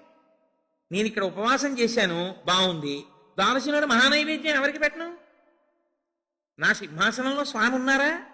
నా సింహాసనంలో స్వామికి అర్చన ఉండాలా? ఆయనకి నేను హస్తయోహ అర్ఘ్యం సమర్పయామి, పాదయోహ పాద్యం సమర్పయామి అని మహానైవేద్యం పెట్టానని నేను తినాలి. నేను ఎవరికి పెట్టను? నా భార్య ఏం పని పచనం చేసింది? ఎక్కడ వండింది? అందుకే పెద్ద పెద్ద నైమిత్తిక తిథులలో అసలు ఇల్లు విడిచిపెట్టి వెళ్ళకూడదు. వెడితే ఏమవుతుందంటే అసలు తను చేయడానికి అవకాశాన్ని కోల్పోతాడు. మరి నువ్వెందుకు వచ్చావు గుంటూరు అనొచ్చు. ఇంతకన్నా గొప్ప విషయం ఏదో చెయ్యవలసిన అవసరం ఒకటి ఉంది. ఈ సంవత్సరం నేను వదిలిపెట్టినా నేను అలా వెళ్ళడం వల్ల ఒక పెద్ద ప్రయోజనం ఒకటి జరగాలి అని నేను అనుకున్నప్పుడు నేను స్వామికి నమస్కారం చేసి బయలుదేరిపోతానంతే. అప్పుడు అదొక త్యాగం. నేను దాన్ని విడిచిపెట్టేసుకోవడమే త్యాగం అంతే. అందుకే ఏకాదశి వ్రతం అంటే, ఏకాదశి వస్తోంది కదండి నేను బయటికి ఎలా వస్తానని అడగాలి నువ్వు. అంతేగాని ఏకాదశి వస్తుంటే నువ్వు బయటికి వెళ్ళిపోతే వ్రతం ఎలా చేస్తావు? కాబట్టి గుంటూరు వచ్చి ఉపవాసం చేయొచ్చా? చేయకూడదు. కాకినాడలో ఉండి ఉపవాసం చేయాలి. కాబట్టి ముక్కోటి ఏకాదశి చెయ్యడం అంటే శుద్ధోపవాస ప్రథమ నిర్జలోపవాసమే. అంతకన్నా మరి నేను మినహాయింపులు ఇచ్చి చెప్పడం నా వల్ల కాదు. కానీ శాస్త్రం ఒక్కరి విషయంలో మినహాయింపు ఇచ్చింది. శరీర కష్టం చేసుకుని బ్రతికే వాణ్ణి మాత్రం ఉపవాసం చెయ్యమని నిర్బంధించవద్దు. వాడు పడిపోతాడు స్పృహ తప్పి, నీళ్లు తాగకపోతే. కానీ అవకాశం ఉన్నవాళ్ళు మాత్రం తప్పకుండా చెయ్యవలసినదే, అంతకన్నా మార్గము లేదు. కాబట్టి శుద్ధోపవాస ప్రథమ నిర్జలోపవాసమే చెయ్యాలి. యథార్థమునకు మంచినీటి చుక్క కూడా ఇక ఏకాదశి తిథి నాడు పుచ్చుకోకూడదు. ద్వాదశి వచ్చింది ఇక నువ్వు ఉపవాసం ఉండు. ద్వాదశి తిథియందు ఉండగా, తిథియందు పరివ్యాప్తమై ఉండగా నువ్వు ఉపవసించి ఉండకూడదు. మళ్ళీ వ్యతిరేక ఫలితం వస్తుంది. ద్వాదశి తిథి ప్రవేశించేసింది ఇక నువ్వు పాలన చేసేయాలంతే. ఎలా పాలన చేయాలో తెలుసా అండి? ద్వాదశి తిథి ప్రవేశించేటప్పటికి నువ్వు పరిశేచనం చేసేయాలంతే. ద్వాదశి ఉదయం 6:30కు వచ్చింది అనుకోండి, మీరు 6:30 లోపల మీ భార్య గారు మీరు సంధ్యావందనం అనుష్ఠానం పూర్తి చేసే లోపల ఆవిడ మహానైవేద్యం సిద్ధం చేసి తీసుకొచ్చి ఇచ్చేయాలి. మీరు నైవేద్యం పెట్టేసి ఆ రోజు 6:30కి భోజనం చేసేయాలి. నాకు సహించదండి అనకూడదు, చేసేయడమే. ఏకాదశి వ్రతమునందు ద్వాదశి కలిసిపోయి ఉంటుంది. నేను చెప్పింది అబద్ధమైతే అంబరీషోపాఖ్యానం అబద్ధమే, అంబరీషోపాఖ్యానం అబద్ధమైతే వ్యాసుడే అబద్ధం. కాబట్టి నేను చెప్పింది నిజం. ఏకాదశి వ్రతం అంటే అంతే, అలాగే చేస్తా. ఇలా కాని చెయ్యగలిగితే ముక్కోటి ఏకాదశి నాడు నీకు నేను 3 కోట్ల ఏకాదశులు చేసిన ఫలితాన్ని నీ ఖాతాలో వేసేస్తా. ఎందుకో తెలుసా? 1 శరీరమును క్లేశపెట్టావు, 2 మనస్సును ఏకాగ్రతతో నిలబెట్టావు. కాబట్టి ఏం చేయాలంటే మార్చి మార్చి మార్చి మార్చి మార్చి మార్చి భగవత్ కథ యందు కూర్చోవాలి. మరి ఇక దేనికి లేవాలి? శరీర శోధన చేయడానికి, మూత్ర విసర్జన చేయడానికి లోపలికి వెళ్ళిన నీళ్లు లేవు, మల విసర్జన చేయడానికి లోపల వేసిన పదార్థం లేదు, ఇంకెందుకు లేవడం? కాబట్టి లేవక్కర్లేదు. కాబట్టి ఏకాదశి రాగానే కూర్చుంటే ద్వాదశి వచ్చాక లేవు. అయితే అప్పుడు అందులో ఏముంది? జాగరణ కూడా ఉందా? ఉందా లేదా? ఏకాదశి నాడు ఉపవాసం అంటే అన్నం తినకుండా పగట కూర్చోవడం అని మీకు ఎవరు చెప్పారు? జాగరణ కూడా ఉంది. అందుకే ముక్కోటి ఏకాదశి నియమాలు అన్వయమయ్యేది మళ్ళీ 3 తిథులకు అన్వయం అవుతాయి. 1 మహాశివరాత్రి, 2 గోకులాష్టమి, 3 శ్రీరామనవమి. ముక్కోటి ఏకాదశి నాడు ఏ నియమాలు పాటిస్తారో అవే నియమాలు ఆ 3 తిథుల్లో పాటించాలి. ఈ 3 తిథులలో కూడా మీరు రాత్రి నిద్రపోకూడదు, పగలు ఏమీ తినకూడదు. అందుకే చూడండి, మహాశివరాత్రి నాడు నేను పరిచయం చేయడానికి మీకు ఆ తిథి బాగుంటుంది. మహాశివరాత్రి అంటే జాగరణతో కూడిన ఉపవాసమే. అందుకని నిద్రపోయి ఉపవాసం చేసేస్తానంటే అప్పుడు ముందు రోజు ఏ ఇంజక్షన్ చేయించేసి పడుకోవచ్చు. 12 గంటల తర్వాత తెలివచ్చే ఇంజక్షన్ ఒకటి. అలా కుదరదు. మీరు నిద్ర కూడా విసర్జించాలి. ఎందుకో తెలుసా అండి? నిద్ర విసర్జించడంలో చాలా పెద్ద క్లేశం ఉంటుంది. 1 తినలేదు, 2 తాగలేదు. ఒక స్థితికి వచ్చేటప్పటికీ నిస్త్రాణ కొంచెం వస్తుంది. వచ్చి ఓన్లీ అలా పడుకుంటే బాగుండు, కాస్త ఉత్తరీయం వేసుకుని అనిపిస్తుంది. అలా పడుకోకూడదు. అందున దీక్షితుడు అందుకే ఎప్పుడు పడితే అప్పుడు, ఎక్కడ పడితే అక్కడ నిద్రపోకూడదు. అలాగా మీరు పగలు రాత్రి కూడా ఏకాదశి తిథి ఉన్నంతసేపు, అంటే ఏకాదశి ఎప్పుడు మొదలైందో అప్పుడు ఒక రాత్రి కూడా పరివ్యాప్తం అవుతుంది. ఆ రాత్రి ఆ పగలు మీరు జాగరణ యందు ఉపవాసమునందు ఉండాలి. అంటే మారుస్తూ ఉండాలి. ఒకటే చేస్తున్నారనుకోండి, మనసు ఏమవుతుందంటే దాన్ని విడిచిపెట్టి ఇంకో చోటుకి వెళుతుంది. అందుకే ఏకాదశి చేసేటప్పుడు ఏం చేస్తారంటే సంఘంగా చేస్తారు. సాధారణంగా ఏకాదశి తిని ఒక్కడే చేయడం కొంచెం కష్టం. ఒక సంఘంగా అనుకుని ఏం చేస్తారంటే ఏదో ఏకాదశి ప్రవేశించేటప్పటికి సంధ్యావందనం చేసుకుని ఇంట్లో కులదేవతార్చన చేసుకుని అందరూ కలిసి ఓ దేవాలయానికి చేరుకుంటారు. అందరూ కలిసి ఈశ్వరునికి సత్యనారాయణ వ్రతం చేస్తారు. అందరూ కలిసి విష్ణు సహస్రనామ స్తోత్ర పారాయణం చేస్తారు. అందరూ కలిసి త్యాగరాజస్వామి సంగీత విభావరి వింటారు. అందరూ కలిసి భజన చేస్తారు. అందరూ ఎవరో లేచి నాట్యం చేస్తారు. మిగిలిన వాళ్ళు చూస్తుంటారు. మారుస్తారు. మార్చి మార్చి మార్చి మార్చి భగవత్ శబ్దమునందే లీనమైపోతారు. ఏది చేస్తున్నా ఈశ్వర నామం పడుతుంటుంది. ద్వాదశి నాడు అన్నం తింటుంటే ఏది విన్నా గోవింద గోవింద అని అవే వినపడుతుంటాయి. ఏదో వెంకటాచలంలో 10 రోజులు ఉండి వచ్చిన వాడికి ఎక్కడ చూసినా గోవిందా అని వినపడినట్టు ఇంకా అస్తమానం గోవిందా అని వినపడుతుంటుంది. అంతగా నువ్వు ముక్కోటి ఏకాదశిని చెయ్యగలిగితే, అలా చేసినప్పుడు నీకు 3 కోట్ల ఏకాదశుల ఫలితాన్ని నీ ఖాతాలో వేస్తాను. నాకు ఇప్పుడు చెప్పండి, నిజంగా ముక్కోటి ఏకాదశి చేసేవాళ్ళు ఎంతమంది? ఎవరికి వెయ్యాలా ఫలితం? 24 ఏకాదశుల్లో ఒక్క ఏకాదశి అలా చేయగలవా అంటే దాని అర్థం ఏమిటో తెలుసా అండి? ఒక ఏకాదశి నిజంగా అలా చెయ్యాలని మీరు అనుకుంటే కనీసం ఇంకో ఏకాదశి మీరు అలా రిహార్సల్ వేయాలి. మీరు ఇంకో ఏకాదశికి రిహార్సల్ వేస్తే అది వస్తోంది ఇబ్బంది కాబట్టి ఆ రోజుని ఇది రాకుండా చూసుకుందామని మీరు జాగ్రత్త పడతారు. ఓ పని చేస్తున్నారనుకోండి, ముందే ఇలా చేస్తే బాగుంటుంది ఇలా చేస్తే బాగుంటుందని ప్రణాళిక రచిస్తారే, ప్రణాళిక రచనకు పక్కన ఇంకొక ఏకాదశి జరగాలి. అందుకే ముక్కోటి ఏకాదశి ఒక ఏకాదశి ఎవడు చేయడు, పక్కన ఇంకో ఏకాదశి చేస్తారు. ఏదో ఏకాదశి చేశారనుకోండి, ఓహో ఏకాదశి చేస్తే ఇదిగో ఇలా ఇలా ఇబ్బందులు ఉంటాయి. నేను మీకు ఒక ఉదాహరణ చెప్తాను. ఏకాదశి రేపు వ్రతం చేద్దాం అనుకుని ముందు రోజు మీరు పుల్లని పదార్థాలు తీయటి పదార్థాలు బాగా తినేశారనుకోండి, మీరు ఇంక దాహాన్ని ఆపలేరు. దాహము తనంత తాను పొటమరించకుండా ఉండాలి అంటే మీరు శారీరకమైన ఆంతరమైన జాగ్రత్తలు కొన్ని తీసుకోవాలి. ఒకటి, వేడిగా ఉన్న చోటుకి వెళ్ళి మీరు కూర్చోకూడదు, శరీరం పడిపోదు, డిహైడ్రేట్ అయిపోదు. కాబట్టి అందుకే పరమేశ్వరుడు కూడా అనుకూలమైనటువంటి కాలంలో ఇచ్చాడు, పుష్యమాసంలో ఇచ్చాడు. నీటిని శరీరం ఎక్కువ డిమాండ్ చేయదు ఈ టైంలో. ఇది ఆయన పట్టుకెళ్ళి రోహిణీ కార్తీలో పెట్టాడు అనుకోండి, అసలు ఉండడు ఆవిడ చేసేవాడు కదండి.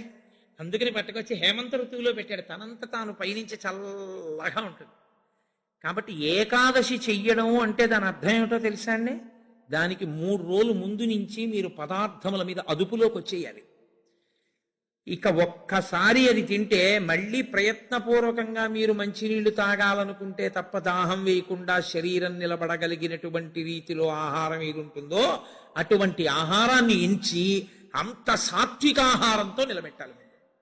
నిలబెడితే ముక్కోటి ఏకాదశి నాడు నీళ్ళు అడగకుండా ఉంటుంది, శక్తి లోపల నిలబడుతుంది.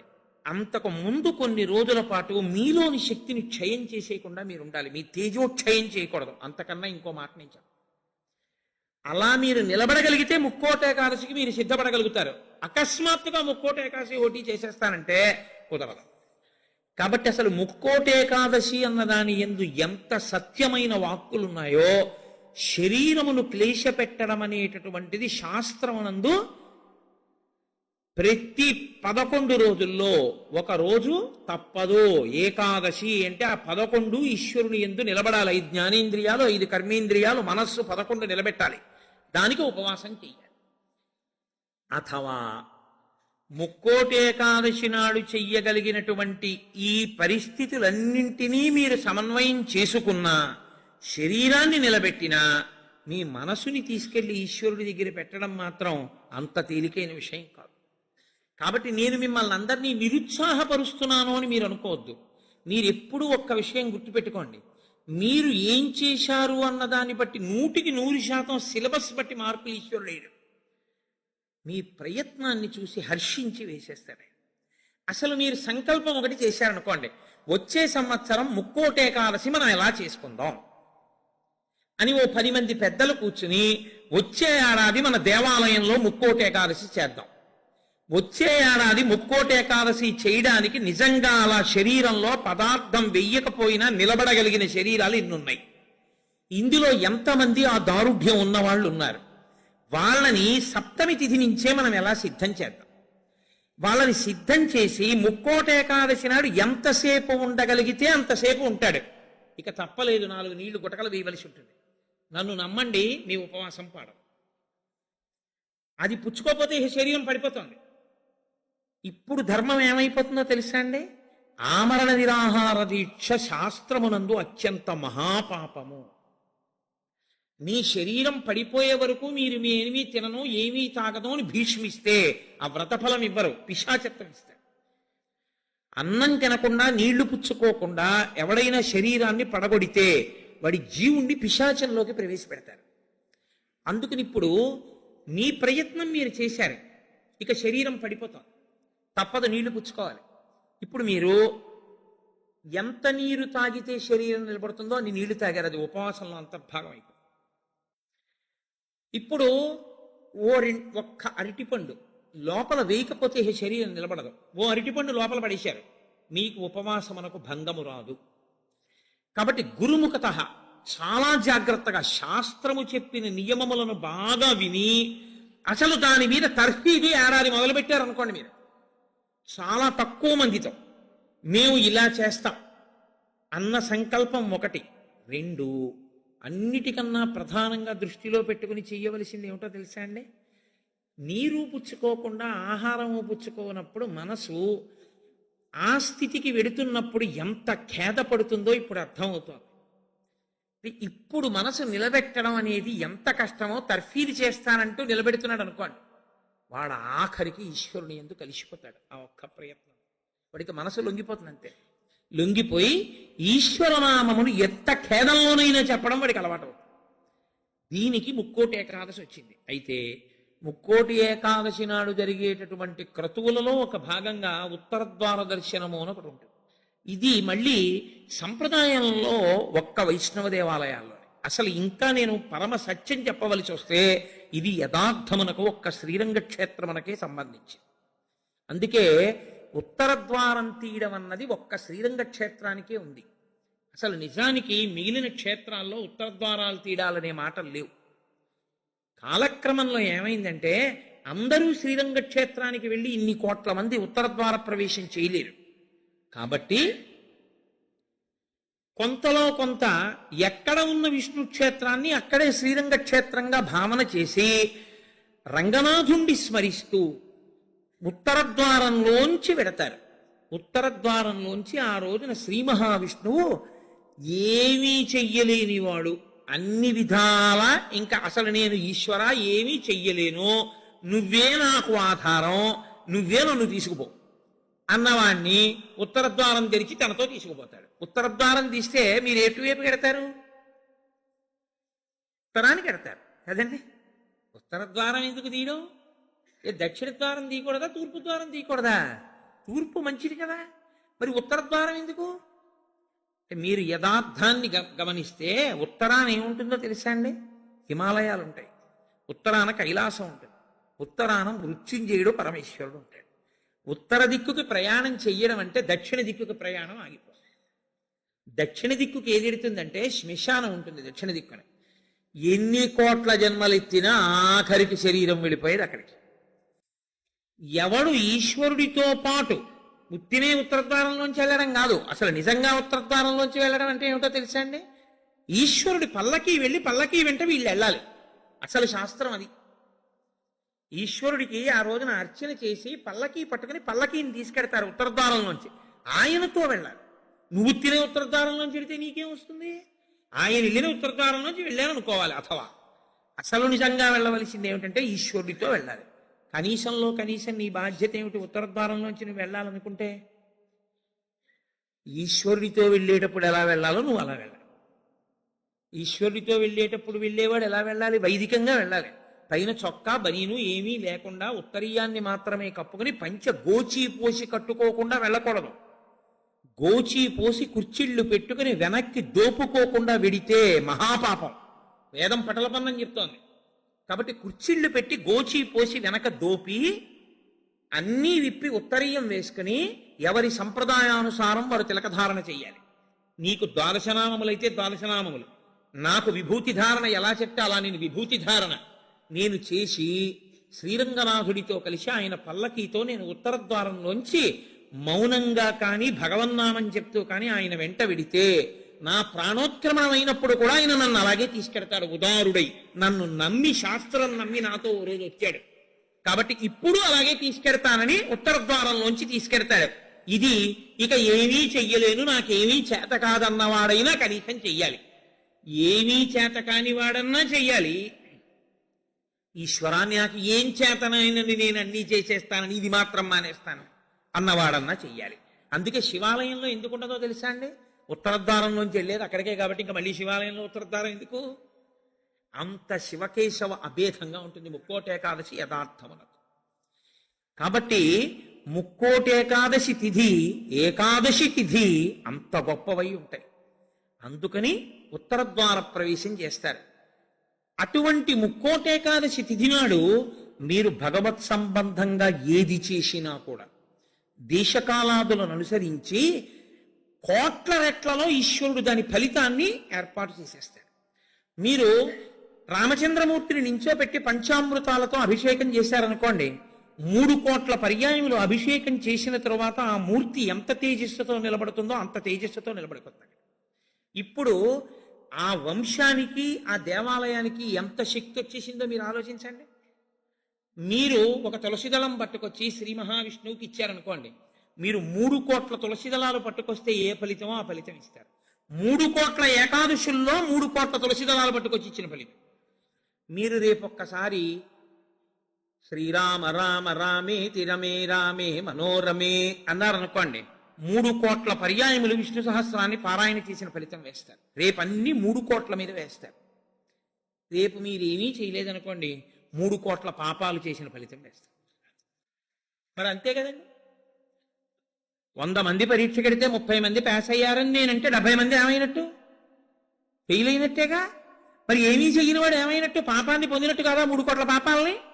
కాబట్టి ఉత్తరద్వార దర్శనము చెయ్యాలి, ఉపవాసము చెయ్యాలి. ఇందులో ఎవరెవరు ఏ మినహాయింపులో కెడతారో ఆ మినహాయింపును అనుభవించినా తాను చెయ్యగలిగింది చెయ్యాలి. నేను ఏమీ చెయ్యలేని వాడిని అనడానికి మాత్రం నీకేమీ లేదు. నువ్వు అసలు కదలలేని వాడి అయితే ఇంట్లో కూర్చుని గోవిందనామైనా చెప్పాలి.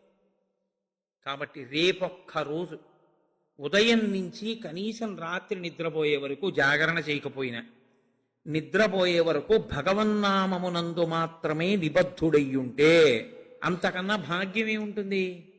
హరిప్రసాద్ గారి ద్వారా ఏ రామాయణాన్ని ఇక్కడ చెప్పించాడో రామచంద్రమూర్తి, ఆ రామచంద్రమూర్తే ఇక్కడ ఒక గొప్ప కార్యాన్ని రేపు చేయిస్తున్నాడు. రేపు శ్రీరామాయణం జరిగిన 42 రోజులు ఏ మూర్తులు, ఏ స్వామి, నేను మూర్తులు అనడం కూడా నాకు ఇష్టం ఉండదు, ఏ స్వామి ఆ వేదిక మీద కూర్చుని చెప్పించారో ఆ స్వామి రేపు ఇక్కడి నుంచి బయలుదేరి, నాకు ఆ అడ్రస్ కరెక్ట్గా తెలియదు, హరిప్రసాద్ గారు చెప్తారు, అక్కడికి విరాజమానుడు అవుతాడు. రేపు స్వామితో పాటు నడవడం అదృష్టం కదండి. ఉత్తరద్వార దర్శనం చేసుకుని రేపు స్వామితో పాటు రామనామం చెప్తూ మనం అందరం ఆ ప్రదేశానికి చేరుకోగలిగితే అక్కడ స్వామికి పంచామృతాభిషేకాలు చేసి స్వామిని పెడతారు. అక్కడ భజనలు ఉంటాయి, విష్ణు సహస్రనామ స్తోత్ర పారాయణ ఉంటాయి. కాకినాడ నుంచి త్యాగరాజస్వామి కీర్తనలే తన ఊపిరిగా బతికేటటువంటి మా అక్కగారు పెద్దాడు సూర్యకుమారి గారు వచ్చారు. ఆవిడ రామచంద్రమూర్తి యొక్క కీర్తనల మీద కచేరీ చేస్తారు.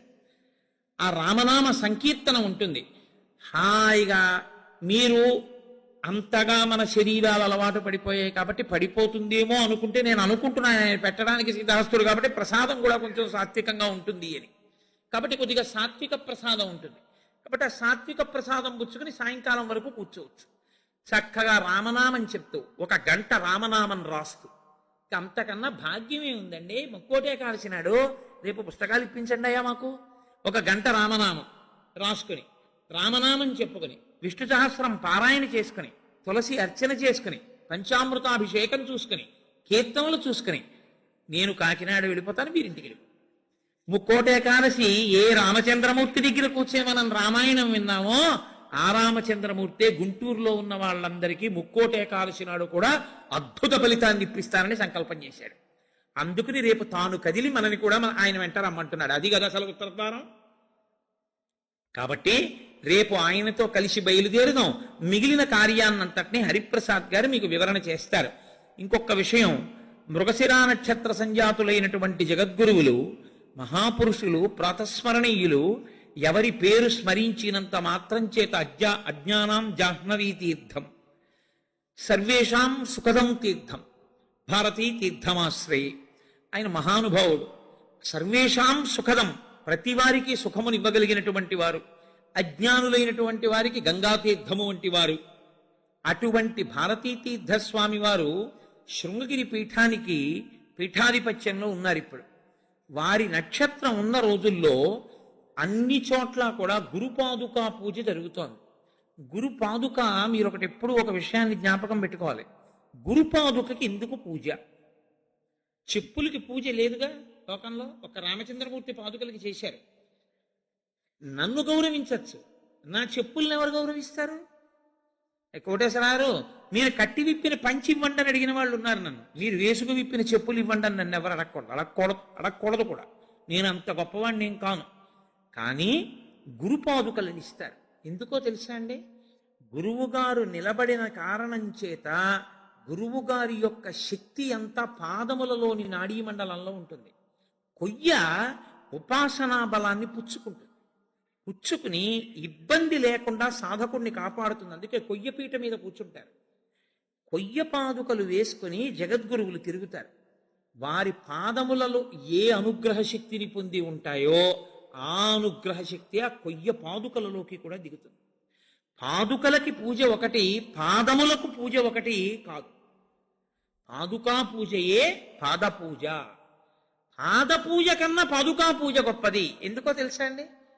పాదాలకి పూజ చేయడంలో కనీసం నీ అహంకారం అడ్డు రాకుండా ఉంటుంది. ఆయన మహాత్ముడు రావు, ఒకసారి నమస్కారం పెడదాం అంటాం.